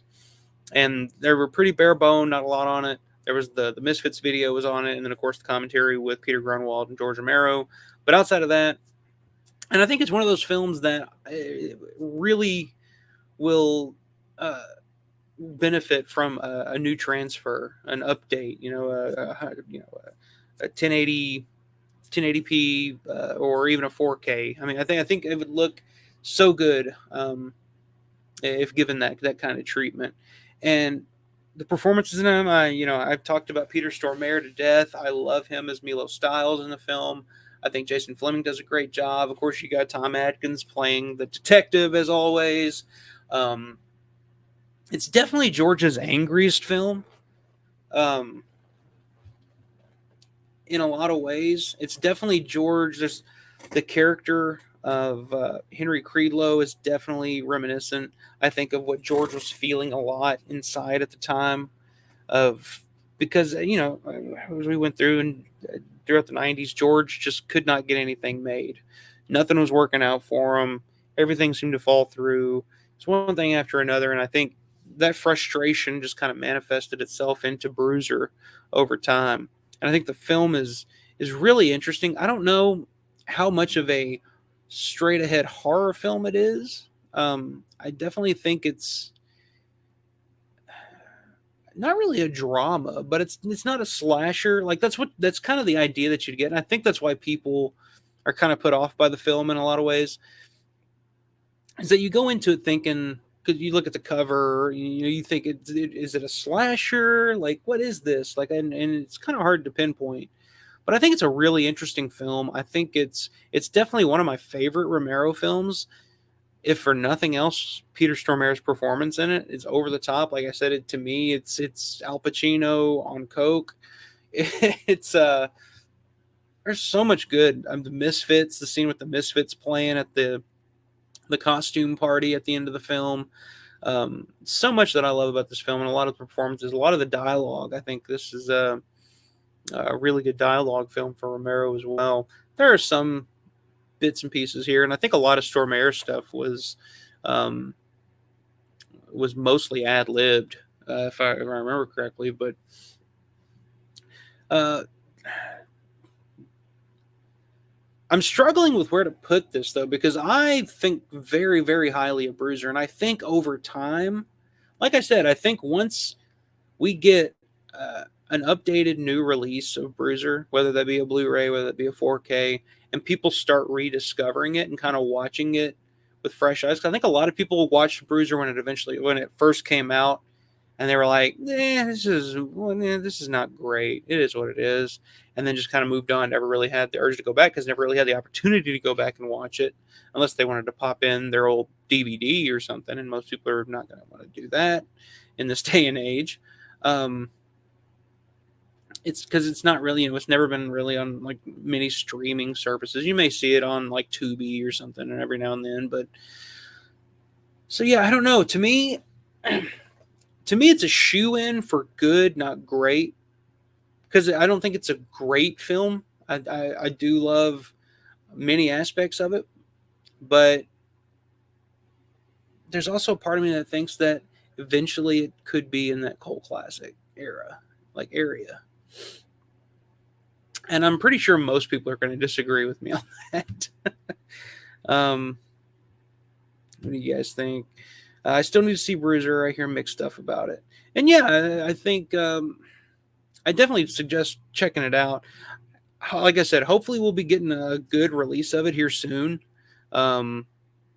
Vestron would be a perfect spot for it, but I think, you give that to a second side. I don't know why there hasn't been a release of it yet to begin with. I mean, it's Romero. It's going to sell. I mean, there's plenty of idiots like me who are just going to go out there and fucking buy it day one anyway, probably multiple copies. But yeah, definitely check it out, man. I'd love to hear your opinion on it. Because it's definitely, like I said, it's definitely not your straight ahead slasher horror film. It's definitely something a little bit more than that. More going on there. Peter Stormare's performance, I think, alone is going to open some people's eyes to be like, this dude's fucking awesome. Let's see. No Me saw when it came out. Don't really remember it now. And I think that's a lot of people. I think a lot of people were just really underwhelmed with it originally. And they just never gave two thoughts about it because, like I said, it was never. It's like nowadays you're going to get re-releases and different, these different boutique labels putting stuff out, and it gives people ample opportunity to rediscover these films. And I don't think Bruiser's had that opportunity yet. And I think that it's destined to maybe not be a cult classic, but I definitely think there are people that are going to rediscover it and find the good in it that's actually there. So I think I'm just going to put it in good, not great right now, but I could definitely see myself putting that up in cult classic eventually. Like, to me, this is probably, I don't know the order. Maybe I'll go through and like order these and put these in order of like, well, fuck, we may be here all night if I do that. So maybe we'll just move on to 2005. Romero finally returns to the genre that he created in 1968 with the landmark Night of the Living Dead. He returns in 2005 with Land of the Dead, starring Dennis Hopper, Ozzy Argento, Simon Baker, Robert Joy, John Leguizamo, all-star cast. And this is a film that I had been waiting. This was the first Romero film that I got to see in theaters. And it was a film that I had waited on and waited to see for years and years. From the first time that I saw Dawn of the Dead and became obsessed with the man and his work, we were all waiting. We had the Resident Evil movie come out. We had the 28 Days Later film that came out. We got the Dawn of the Dead remake. And all those are what they are. But we were just waiting on George to be able to do his next one, the one that he had been working on since the 90s. And in 2005, we got it with Land of the Dead. And I was very underwhelmed with Land of the Dead. I went to see it at the theater 3 times when it came out. First time I saw it, I was very underwhelmed. It wasn't what I was expecting. It wasn't what I thought of as a George zombie film. it was just missing something. There was some that didn't have the spirit of the original three. Then I went back to watch it, and I liked it a little more. I was like, okay, it's not bad. It's still just a little hard to swallow in parts. And then I saw it a third time, and I was like, okay, I can dig this. I kind of let myself. By the third time, my expectations, I let them go and just kind of enjoyed it for what it was. And I think that's where I'm at with Land of the Dead at this point. I enjoy it for what it is. Is it a perfect film? No. Um, is it what I would have hoped it would have been? No. But is it bad? No, it's not a bad film at all. I think Land of the Dead is very entertaining. I think there's some very good dialogue in Land of the Dead. I think that it's definitely dialogue that you can tell that George thought about and had built on over years at that point, because the original script for Land of the Dead was the Dead Reckoning script from the mid 90s. And that script, a lot of that script is in Land of the Dead, but a lot of the ideas and stuff and the dialogue between the characters, you can tell that that's stuff that George. It's definitely a very heavy message film. There's definitely a lot of heavy-handed messaging in that film, um, but I think a lot of the dialogue is just it's really fun. It's really interesting. I think it is a little weird that the characters seem to speak in philosophy more so than as human characters, um, but I like it. Like I said, the Big Daddy character, Eugene Clark. Eugene Clark is one of the coolest guys I've ever met. He's super cool. Loves, if you meet him at a convention, dude's super nice. So I don't mean to put him down or anything, because Big Daddy is an iconic character in horror, and and Romero's legacy as well. But I don't know where to put this one. I think good, not great makes sense, but I think missed opportunity also is kind of in play. What do you guys think? I know some people would say another one for the fire. They'd put. I know some people that would put these next three all in the another one for the fire catalog. I don't think I will, because but I'm not saying that none of them will. But we'll stay tuned. We'll see. What do you guys think about Land of the Dead? I think it's entertaining. I think it's good, but I'm kind of in that area of missed opportunity, just because I feel like it could have been a lot better. But I think a lot of, budgetary reasons, probably a big reason why. It was the first George film not shot in Pittsburgh. Well, no, that's not true. The first George zombie film not shot in Pittsburgh. Bruiser was shot in Toronto as well.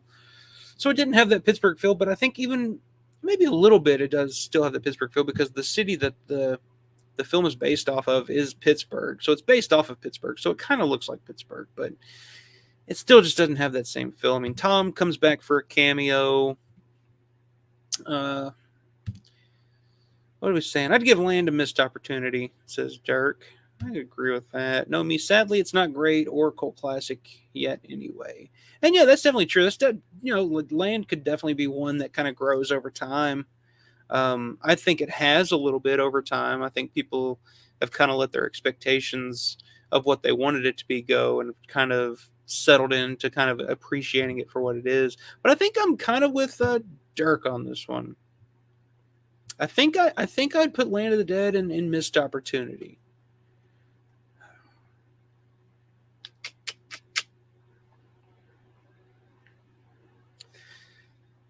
Yeah, missed opportunity or good, not great. I think I'd have to put it in missed opportunity. Well, I mean, come on, now we're down to the final three. I got to just pick one. I'm gonna put it in good, not great, because I do think it's a good film, but it's not the great film that we were all hoping for.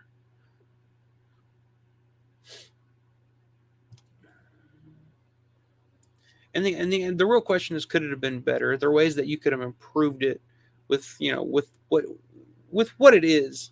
Are there little tweaks here and there that would have made it better? I think so. I think a lot of the CGI is kind of lacking in Land of the Dead. And that's one of the things I really didn't like about Land of the Dead, because I'm not a big CGI fan, and George is not either. So I was not expecting to see some of the shit-tastic CGI that Land of the Dead has at times. So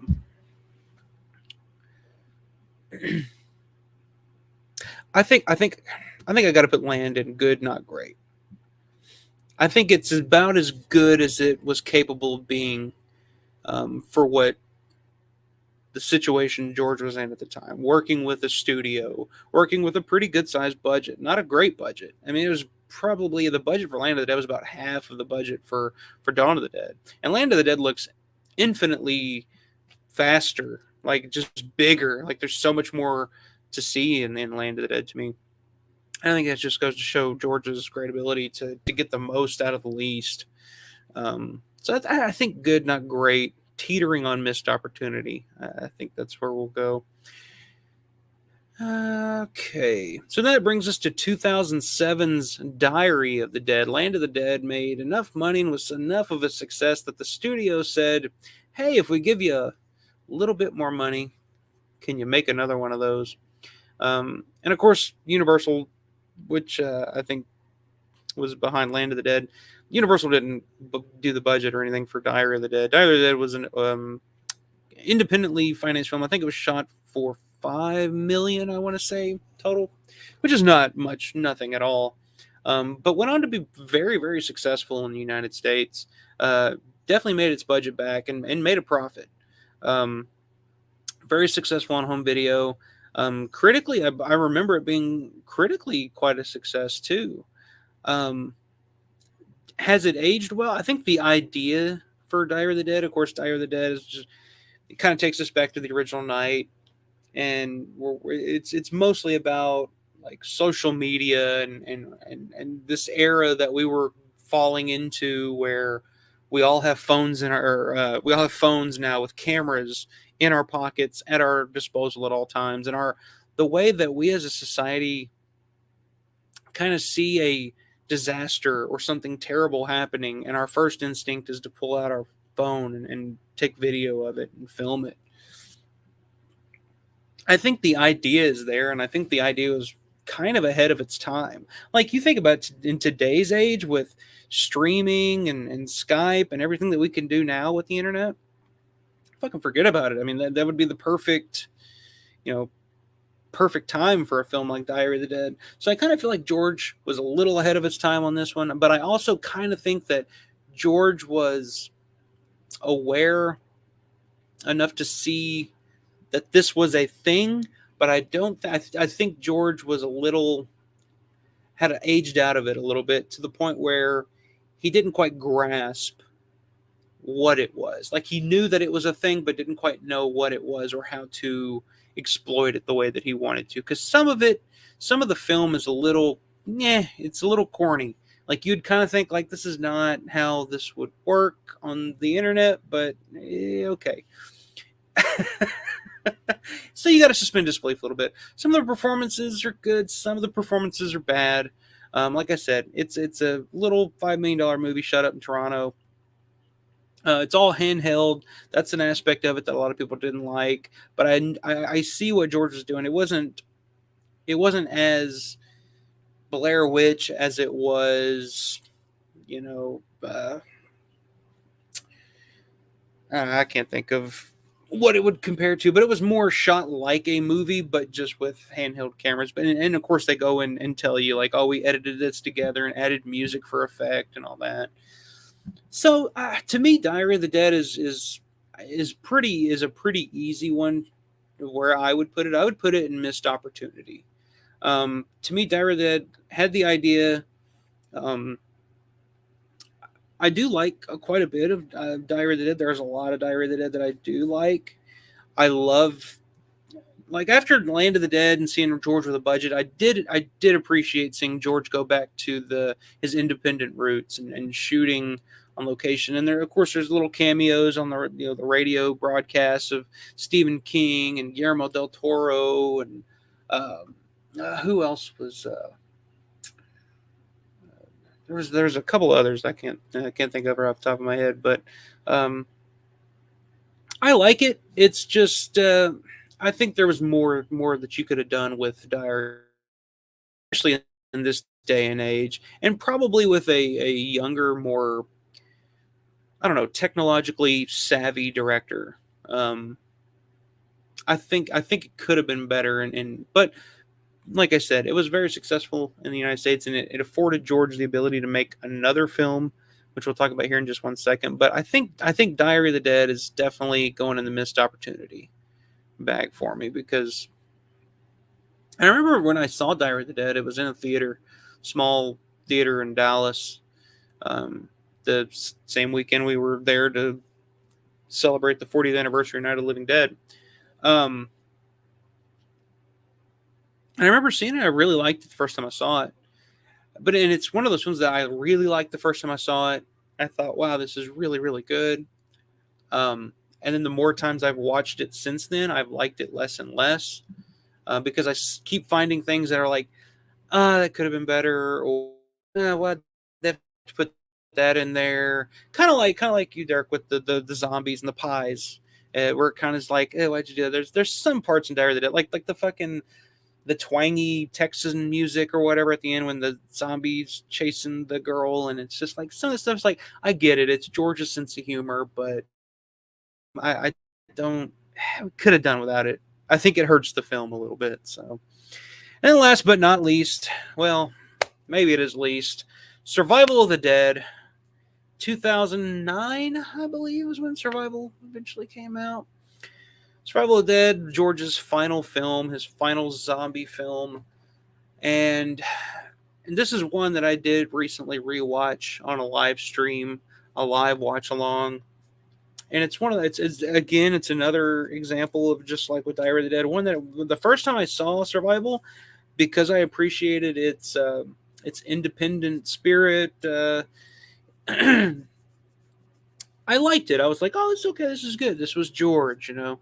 But at the same time, it's one of those movies that every time I go back and watch it, I like it a lot less and less. Like, less and less, like, going from, like, oh, I like this movie, to, I don't know if I like this movie, to, I don't fucking like this movie, to, this movie really sucks. Like, that's my trajectory that I've gone through with Survival of the Dead over time. And watching it again here recently, it was hard to get through. I hate to say that about a film, because there are a lot of things. Again, there are things I wouldn't say a lot of things.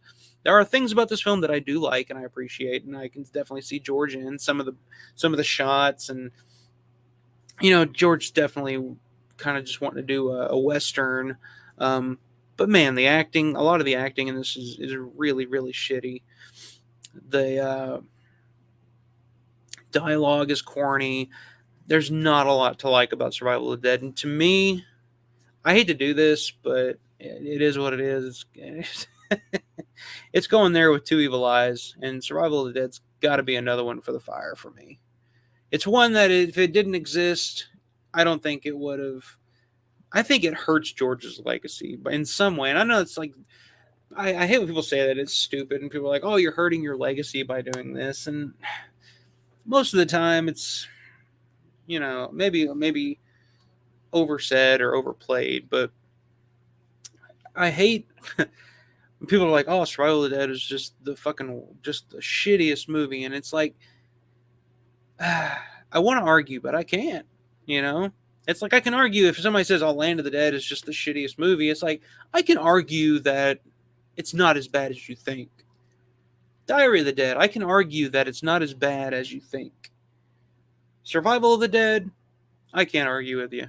It's not good. It's not good at all.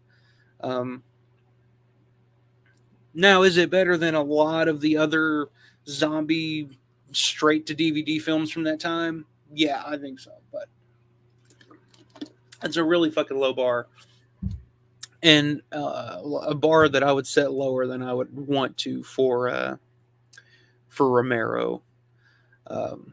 Sorry, guys, I'm kind of behind here on these comments. Apologies. Where were we at? Hey, Rob Lucas in the house. What's up, my man? Big Daddy is amazing. I know you love Big Daddy, man. His music's even better. Who knew? 1911 Guitar Dude. Land might barely make the good category. Barely. Yeah, that's kind of where I am. I think I have it right there. Know me, that blood splatter. Rob Luke, Land of the Dead is his last masterpiece. It has such an atmosphere. I do agree with that. I did Land of the Dead. Of course, George was. I always felt like, because of course George was always set to, or the rumors were he was really close to directing the Resident Evil adaptation. And to me, like a lot of the atmosphere and the shots from Land of the Dead feel like a Resident Evil film. Like specifically the shot of Cholo walking down the tunnel into the city to go after Dennis Hopper's character Kaufman. Just that raising the music, that's got that swell of strings or whatever, and the camera panning, like pulling up, and you see him like, well, that looks like a cutscene from Resident Evil to me. Um,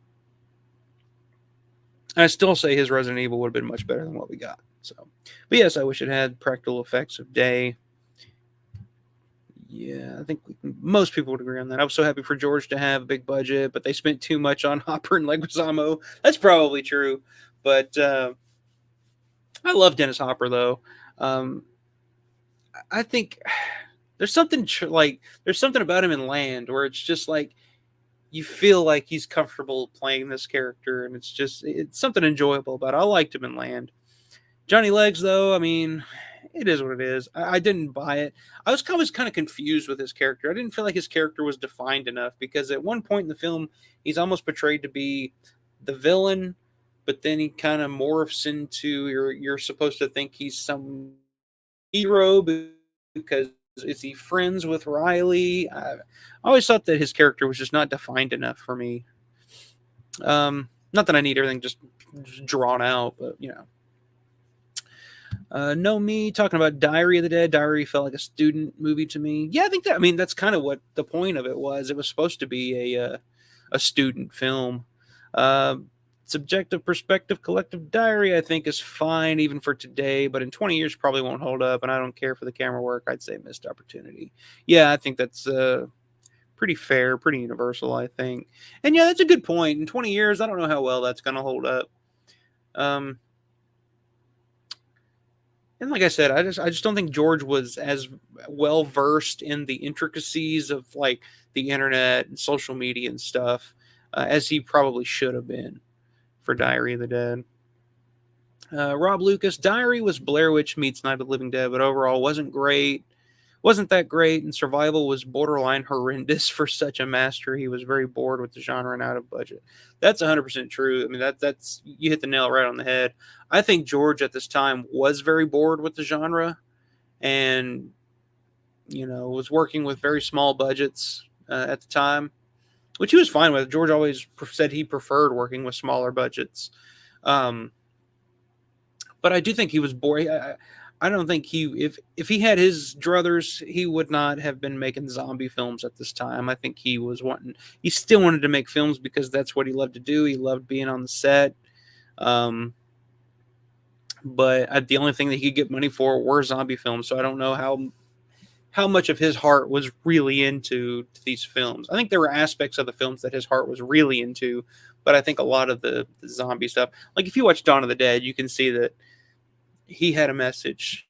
There was something he was trying to do with this genre. He was creating something new. Whereas at this point, he was just kind of like, I have to use zombies to to get my other points across. Know Me, I like some stuff in it. I guess you're referring to Diary. Do like some Diary, says Rob Lucas. Know Me, they finally teach zombies to expand their diet. Yeah. They do eat a horse in that fucking movie, and there's also a zombie riding a horse in that movie, which not the greatest. Yeah, Dark Survival's got to burn. 1911 Guitar Dude, put it next to Two Evil Eyes. That's exactly where I think it should go. Know Me, thanks for posting the DVD commentaries. I've been watching those. Absolutely, man. That's one of the main reasons I started this channel. I just started doing streams just as almost kind of, I bought I got a behind the scenes photo from There's Always Vanilla that I wasn't 100% sure of the information on. So I just did a live stream on that one night for like a 10-minute thing to see if reaching out if anybody had any information about it, and just kind of kept growing after that. And I really enjoy it. It's very cathartic for me. I love doing these streams, and biggest thing that I love the most about doing this is getting to interact with people like you and Rob and Guitar Dude and Dirk and Grande and all the people that have kind of created some kind of relationship in some way uh, through this channel. And that was the whole idea of wanting to do these streams to begin with, was meeting like-minded people and talking about this stuff, because like I said, this you can't talk about this stuff at work. This isn't water cooler talk. So I love interacting with you guys. I love your comments, and so any DVD commentaries or any other lesser seen Romero stuff, it's my pleasure putting it up here, because it's a lot of this stuff is stuff that I wanted to see for years and years and years, but could never track down. So now that I have it, I want to share it if I can get away with it. Sometimes YouTube will give me a copyright strike and tell me I can't do that. I'm like, all right, that's fine. But good to see you. I appreciate you joining me tonight, dude. Thanks for introducing me to Eugene Clark's music. Actually, sincerely do love dude. I love that song, "Keep the Love Flame Burning." That would have been a mega hit if it was '89 and not '98. I 100% agree. I that's literally on my Spotify list, because that album's on Spotify, and I have my little list of liked songs, and that's on there. Anytime it plays, I listen to it. There's something about it, like you said, it's definitely it. It's aged. It sounds very aged for the time that it came out. But like you said, if it came out in like the late '80s, early '90s, it sounds like a fucking hit. I love it. But you're very welcome for introducing me to it. And he's got 2 other albums out there too, that I've thought about picking up and reviewing and seeing what was going on. But yeah, I'm glad I could introduce it to you guys. And it actually got me. CK had me on the Dead Pit MWO show to talk about that specifically back in May. He thought it was just fucking hilarious, because of course that first song, he goes, "I love you, baby." Yeah, it's fantastic. I literally just exploded with laughter. Uh, but I agree, I can't stand the Kenny G shit. Yeah. That almost drove me insane. There were some hits on that CD, but a lot of that was just like, whew, hard to get through. Dude, love your stream. It's serious potential, and it seems very natural. Hey, I really appreciate that, man. I'm still figuring it out. I'm not I'm about 6-7 months in now, so we're still growing, still figuring it out. I like having fun with it. It definitely gives me a creative outlet. I love doing stuff like this. It's good brain exercise. I love mingling with other folks and talking Romero, because that's I don't get to do that with anybody else. Even my friend, even my close friends that love film, or they may like Night of the Living Dead, or they like Dawn of the Dead or something like that, but not a lot of people that I can get on here and chat about fucking Bruiser with. you know Any new information on Twilight of the Dead? Outside of the director, no. Of course, they announced Brad Anderson was going to be on deck to direct, but outside of that, I've heard nothing else. But of course, as soon as I do hear something, I'll definitely be on here to discuss it, because it's definitely got my attention. Sean Blue Digital, what's up, my man? Good to see you in here. You missed all the back and forth and debate for for this tier list here, but I think it's pretty solid. I think I'm pretty happy with it. I think Night of the Living Dead, Martin, that are Romero cinematic masterpieces. I think that's pretty clear. And to me, Night Riders is right there on the cusp of being one as well. But I could, Night Riders, Crazies, and Creepshow, absolute cult classics. Good but not great. There's always Vanilla, Season of the Witch, Monkey Shines, Bruiser, Land of the Dead. I think that feels about right. Then the Dark Half, Diary of the Dead, Missed Opportunities, and then Two Evil Eyes and Survival of the Dead. You can just throw it in the fire and skip. I think you're so. Oh, where was I? Let's see. Subjective Perspective Collective. Great stream, brother. Had a good time. I know I'm in the minority with Don, but I think most of these we'd agreed on. Hey, man, I appreciate you checking it out. I won't hold it against you. I don't understand you, but I do know that you have good enough taste to where it's an educated opinion. You're not coming from a complete dolt's point of view. So I'll accept it. I'll find a way to accept it, move on, and I really appreciate your support, man. Um, Sean Blue, yeah, this is one of my new favorite streams, especially for Saturday nights. I appreciate it, man. Yeah, Saturday night seems to be a good time to do it. I can, I'm not in any rush to really jump off here like I was on Sundays, because Sundays, you work on Monday mornings and you're just kind of dreading. It's like, oh man, when I end this stream, I got to go to bed and go to fucking work the next day. Saturday nights, I'm waking up tomorrow and got football Sunday tomorrow, so so it's a good time, But I appreciate it, man. Really appreciate that. Rob Lucas, dude, you got to do the other 2 albums at some point. Yeah, I was laughing so hard, and I love you, baby. P.S. I do. I think the other 2 albums, I'll track them down. I think I'll do them at some point. I'll track them down and do them at some point. I think the other 2 albums are religious music, if I'm not mistaken. So that'll be interesting. I was kind of thinking that's what this first one was, but turns out it was much more than that. I appreciate it. Raul, definitely keep doing this, man. Romero's my hero also. Well, yeah, man, I'm definitely here. I appreciate you guys. I'm gonna keep doing it as long as I'm enjoying doing it. I don't really expect to become rich and famous doing this or anything, but as long as I'm enjoying doing it and I'm finding things that I want to talk about and I enjoy talking about, then there's to me there's always something Romero to fucking talk about, whether it's Romero or Romero related, and goddamn, the man's been dead for 6 years now, and he still has movies coming out, so it's it's pretty amazing. I remember because I wanted to go to the Tom Savini school so bad when I was young. Yeah, I think we all did. I remember seeing that. I think it was an ad in Fangoria, I think, that I bought when I was a teenager, and I saw that he had an effects school, and that was like, man, that's what I want to do. And I tell my parents, like, yeah, man, I love film, and I want to make movies and stuff, but I want to go to the Tom Savini makeup school. And they're like, you can't even fucking draw. Like, yeah, you're right. It's probably not a good idea. I'm not, like, artistically, like, I guess my skills are in, I fucking don't even know what.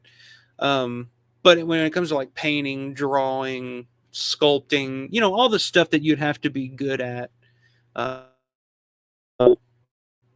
had no talent for whatsoever. So, I see Sean Blue. What's up, bro? Everybody saying hi to each other. And Rob, I missed most of the stream too, but I'll try to be here from now on. Well, hey, no worries, man. You can always go back and check it out, and like I said, I put the link to the tier page as well, so you can actually go in and create your own rankings as well. If you completely disagree with my top of the, I'll put the. I'll probably put a link in the description after we're done here, and if you guys want to play along at home. Sean Blue, I'll probably catch the replay this tomorrow to see what I missed. Yeah, we've been going on this is the longest stream that I have ever done. We're almost at 2 hours and 40 minutes. So yeah, there's quite a bit there to dig into. And most of it is me gushing about Dawn of the Dead and trying to understand why Dirk just doesn't see the beauty in it. Man, the Dark Half, I don't know why, but it's my favorite besides Day and Dawn. Monkey Shines, I gotta rewatch. That's interesting. Dark Half being I guess that'd be your third favorite. That's interesting. Like I said, it's definitely one that has grown on me. I like it more and more that I watch it. I think we're being invaded. Dogs are going nuts downstairs. But yeah, it's definitely one that has definitely grown on me, and I think it had potential to be really great. Stephen King adaptation, especially. Um, Rob Lucas, what other horror do you love? John Carpenter's amazing too. So many great things you can cover on here. Yeah, God, I could go on forever. I think Texas Chainsaw Massacre is the greatest horror film ever made. Um, I love Argento. Fulci is fun. Um, John Carpenter, I love John Carpenter's films. I just watched Christine in the theater for the first time, and I like that film a lot more now than I did the first time I saw it. Um, who else is out there though? Of course, Craven. Of course, you got the big ones. Cronenberg. I don't think I've ever seen a Cronenberg film that I didn't like. Love Cronenberg. Um, uh, yeah, I grew up on horror, man. I grew up on all kinds of different horror films. Um, now I'm trying to think of it. I'm blanking on some of my other favorites, but yeah, Texas Chainsaw's up there. The Hills Have Eyes. Last House on the Left. Definitely up there for me. Some of the newer stuff that I really like a lot of the A24 stuff. I loved, Hereditary and Midsommar. I really liked. I was trying to think decade wise. 80s, a lot. Return of the Living Dead, of course. Um, Honestly, I'm not the biggest fan of like the Friday the 13th or the Nightmare on Elm Streets as much. Like when I was a kid, I loved those fucking movies. Those were my horror movies. Halloween, the original Halloween, would definitely be up there on my list of my all-time favorites. The Thing, but like a lot of like the Jason, like a lot of the slashers and stuff in the early '80s. Like I have to be in a certain mood for those. I'm not the biggest fan of those, but there's definitely a place for them. But yeah, I like movies of all types, comedies, action, whatever. But horror is definitely the one that I grew up on, man. Um, from Hellraiser, I think the first time I saw Hellraiser, I was like 3 or 4 years old. I remember getting up and watching it with my dad, getting home from his second shift. He came home, I think he rented it or something. I remember getting up and we watched it. I was probably 4 or 5 years old at the time. So yeah, there's a ton of horror movies and horror filmmakers that I'm a huge fan of. Uh, yes, absolutely. Happy October, everybody! It's officially October. 31 days from Halloween, and like I said, I do have a pretty cool stream plan for Halloween night. I think I'm going to be doing a certain watch along on Halloween night. So I'll probably get into that and make that official here probably within the next week or so. I'm gonna make sure that I can do it and get away with it. And I think it'll kind of start a reoccurring stream too, because I want to get on here and do a little more than what I've been doing. It's been so busy lately. It always gets busy for me around this time of year. So, but I'm gonna do a little more. So yeah, happy October, everybody. Let's see. Return 1, 2, 3, all great. I like Return. I like the third Return of the Living Dead. I probably like it a little more than the second one actually. I thought it was an interesting concept and a really cool movie to watch when we were younger. Just the badass zombie chick gimmick, very cool. Rob loves everything I mentioned. Yeah, I mean, I'm not being controversial or anything, but but to me, Texas Chainsaw Massacre is probably it's top 5 all time for me easily. But to me, it's the best horror film ever made because nobody's ever been able to duplicate or do what Toby Hooper and Kim Hinkle did with that film. It's just it's amazing. It's untouchable. Rob Lucas, I love Friday the 13th. 4, 6, and 7 was a missed opportunity. Friday 13th. Okay, so Friday 13th, 4, 6, and 7 were a missed opportunity, but were cool. Yeah, I love, like I said earlier, I think I mentioned Friday 5 is probably my favorite because I think it's just the most fun. The characters are so over the top. Ethel and Junior and just the fucking fat kid with the chocolate bar that gets the axe. Like there's so much I just really enjoy. Of course, Miguel Nunez and those damn enchiladas. There's so many memorable scenes and characters in part 5 that I fucking love Friday 5. Um, let's see.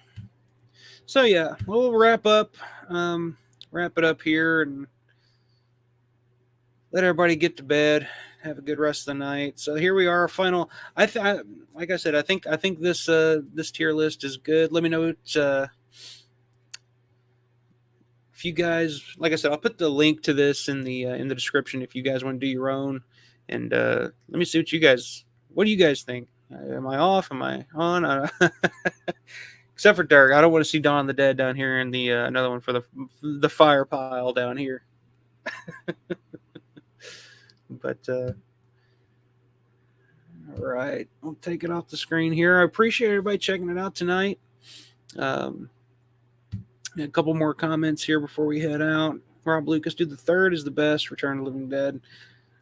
It's been a while since I've seen it, but I remember watching it quite a bit back in the day, and I remember really, really liking it. It's one I do need to revisit. Let's see, subjective, perspective, collective. Texas Chainsaw 74 is in my all-time top 3, but The Shining is my favorite. Shining is definitely one on my list. I'm a huge Kubrick fan as well. The Shining is perfect. I watch it once a year. Anytime it snows and we're snowed in or we go through any of that, perfect movie to watch for a fucking snow day is The Shining. But yeah, I mean that's an easy. So what would be in your? So The Shining, Texas Chainsaw. That's pretty. Those are all-time classics for real. So can't argue with any of those. No, me, it's an awesome take on the genre for sure. Here's an interesting one. From Rob Lucas. Rob Lucas, Life Force was amazing. Hooper is a legend. Life Force is one that I haven't seen in years and years and years. I think I saw it one time. I rented it on VHS from a little mom and pop place. I remember very little about it. It was one of those times. I don't know if you guys remember the mom and pop video stores, but they would do. It was probably like early 2000s ish or so. They would do like the 5 for 5. You could rent 5 movies for $5, keep them for 5 days, and I was doing that all the fucking time. So I'd just be churning through these movies one by one, and I'd watch them and forget a lot of them until I revisit them years later.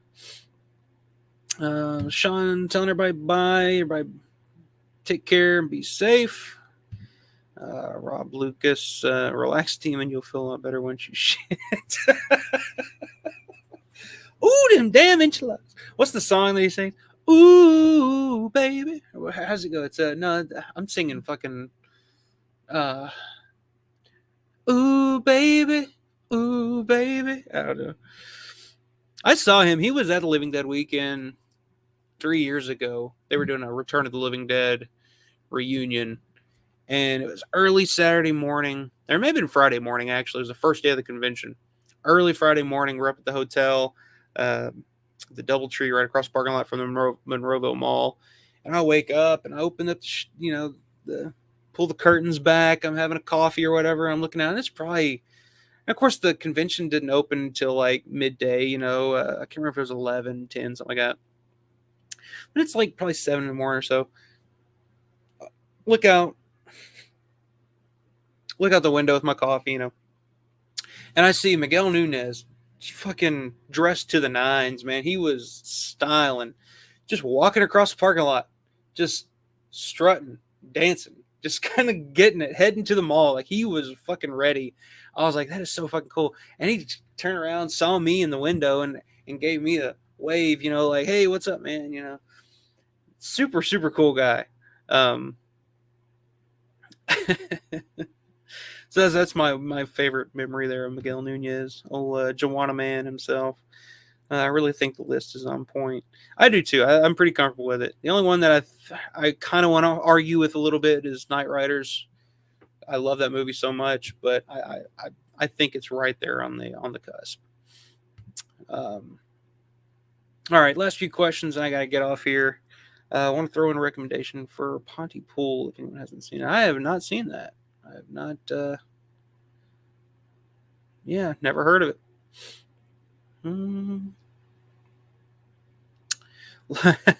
Sean Blue Digital. Life Force introduced me to manhood. I do remember some of that. There we go. So yeah. Rob Lucas, love the zombie chick stabbing herself to gain power. She was shoving needles and glass in her tits, for fuck's sake. Yeah. Return 3 is a trip. Yeah. Definitely one I need to go back and rewatch. But Return 3 kind of feels like a full moon movie to me. I don't know. Anybody else feel that way? I kind of always had that full moon kind of feel to it.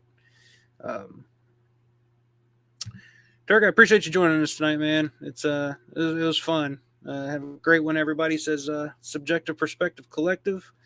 Rob talking about Pontypool. I've never heard of it either. High Tension's one that I need to go back and rewatch. I saw they're coming out with a new release of that.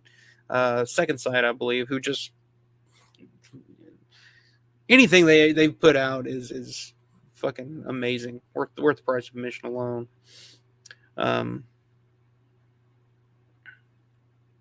So Sean's also recommending Pontypool.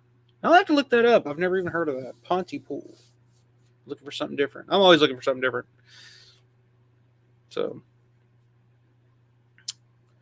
and then Borgman. Never heard of Borgman either. It's a Subjective Perspective Collector recommending Borgman and Pontypool. Write those down. Keep those in mind. Anyway, guys, I appreciate everybody joining me tonight. It's been fun. I've had a blast doing these. I feel almost kind of clear-headed that I've kind of put these. I don't know if these will change over the years. They may. I'll probably do another tier list at some point soon. I've got some ideas in mind. I think I mentioned one earlier, maybe Romero remakes, because most of those are just really, really fucking bad. So I don't know what we're gonna do with those, but this has been fun. I like it. It's therapeutic for me. It kind of lets me figure out, okay, where does everything place in my brain for Romero? So I had a lot of good time, and I appreciate everybody's feedback. I appreciate everybody in the chat. It's good seeing everybody. I'll be back next Saturday. I think I have a vague idea of what I'm going to do, but I'll announce it later in the week. And like I said, Halloween's coming up. Got something coming up for that as well. Got some other videos and stuff, some more Romero content that I'm going to throw up on the channel as well. So keep an eye out for that. So I really appreciate everybody joining me in the chat, joining me for this tonight. I will see you guys next weekend. I hope you guys have a great rest. This caught me right off the side of my eye. If it'll work. There we go. Rob Lucas, keep it burning. That's right. Keep the love flame burning, guys. So, yeah. As always, you guys have a great rest of the week. I'll see you guys next weekend. Until then, stay scared. Night, everybody.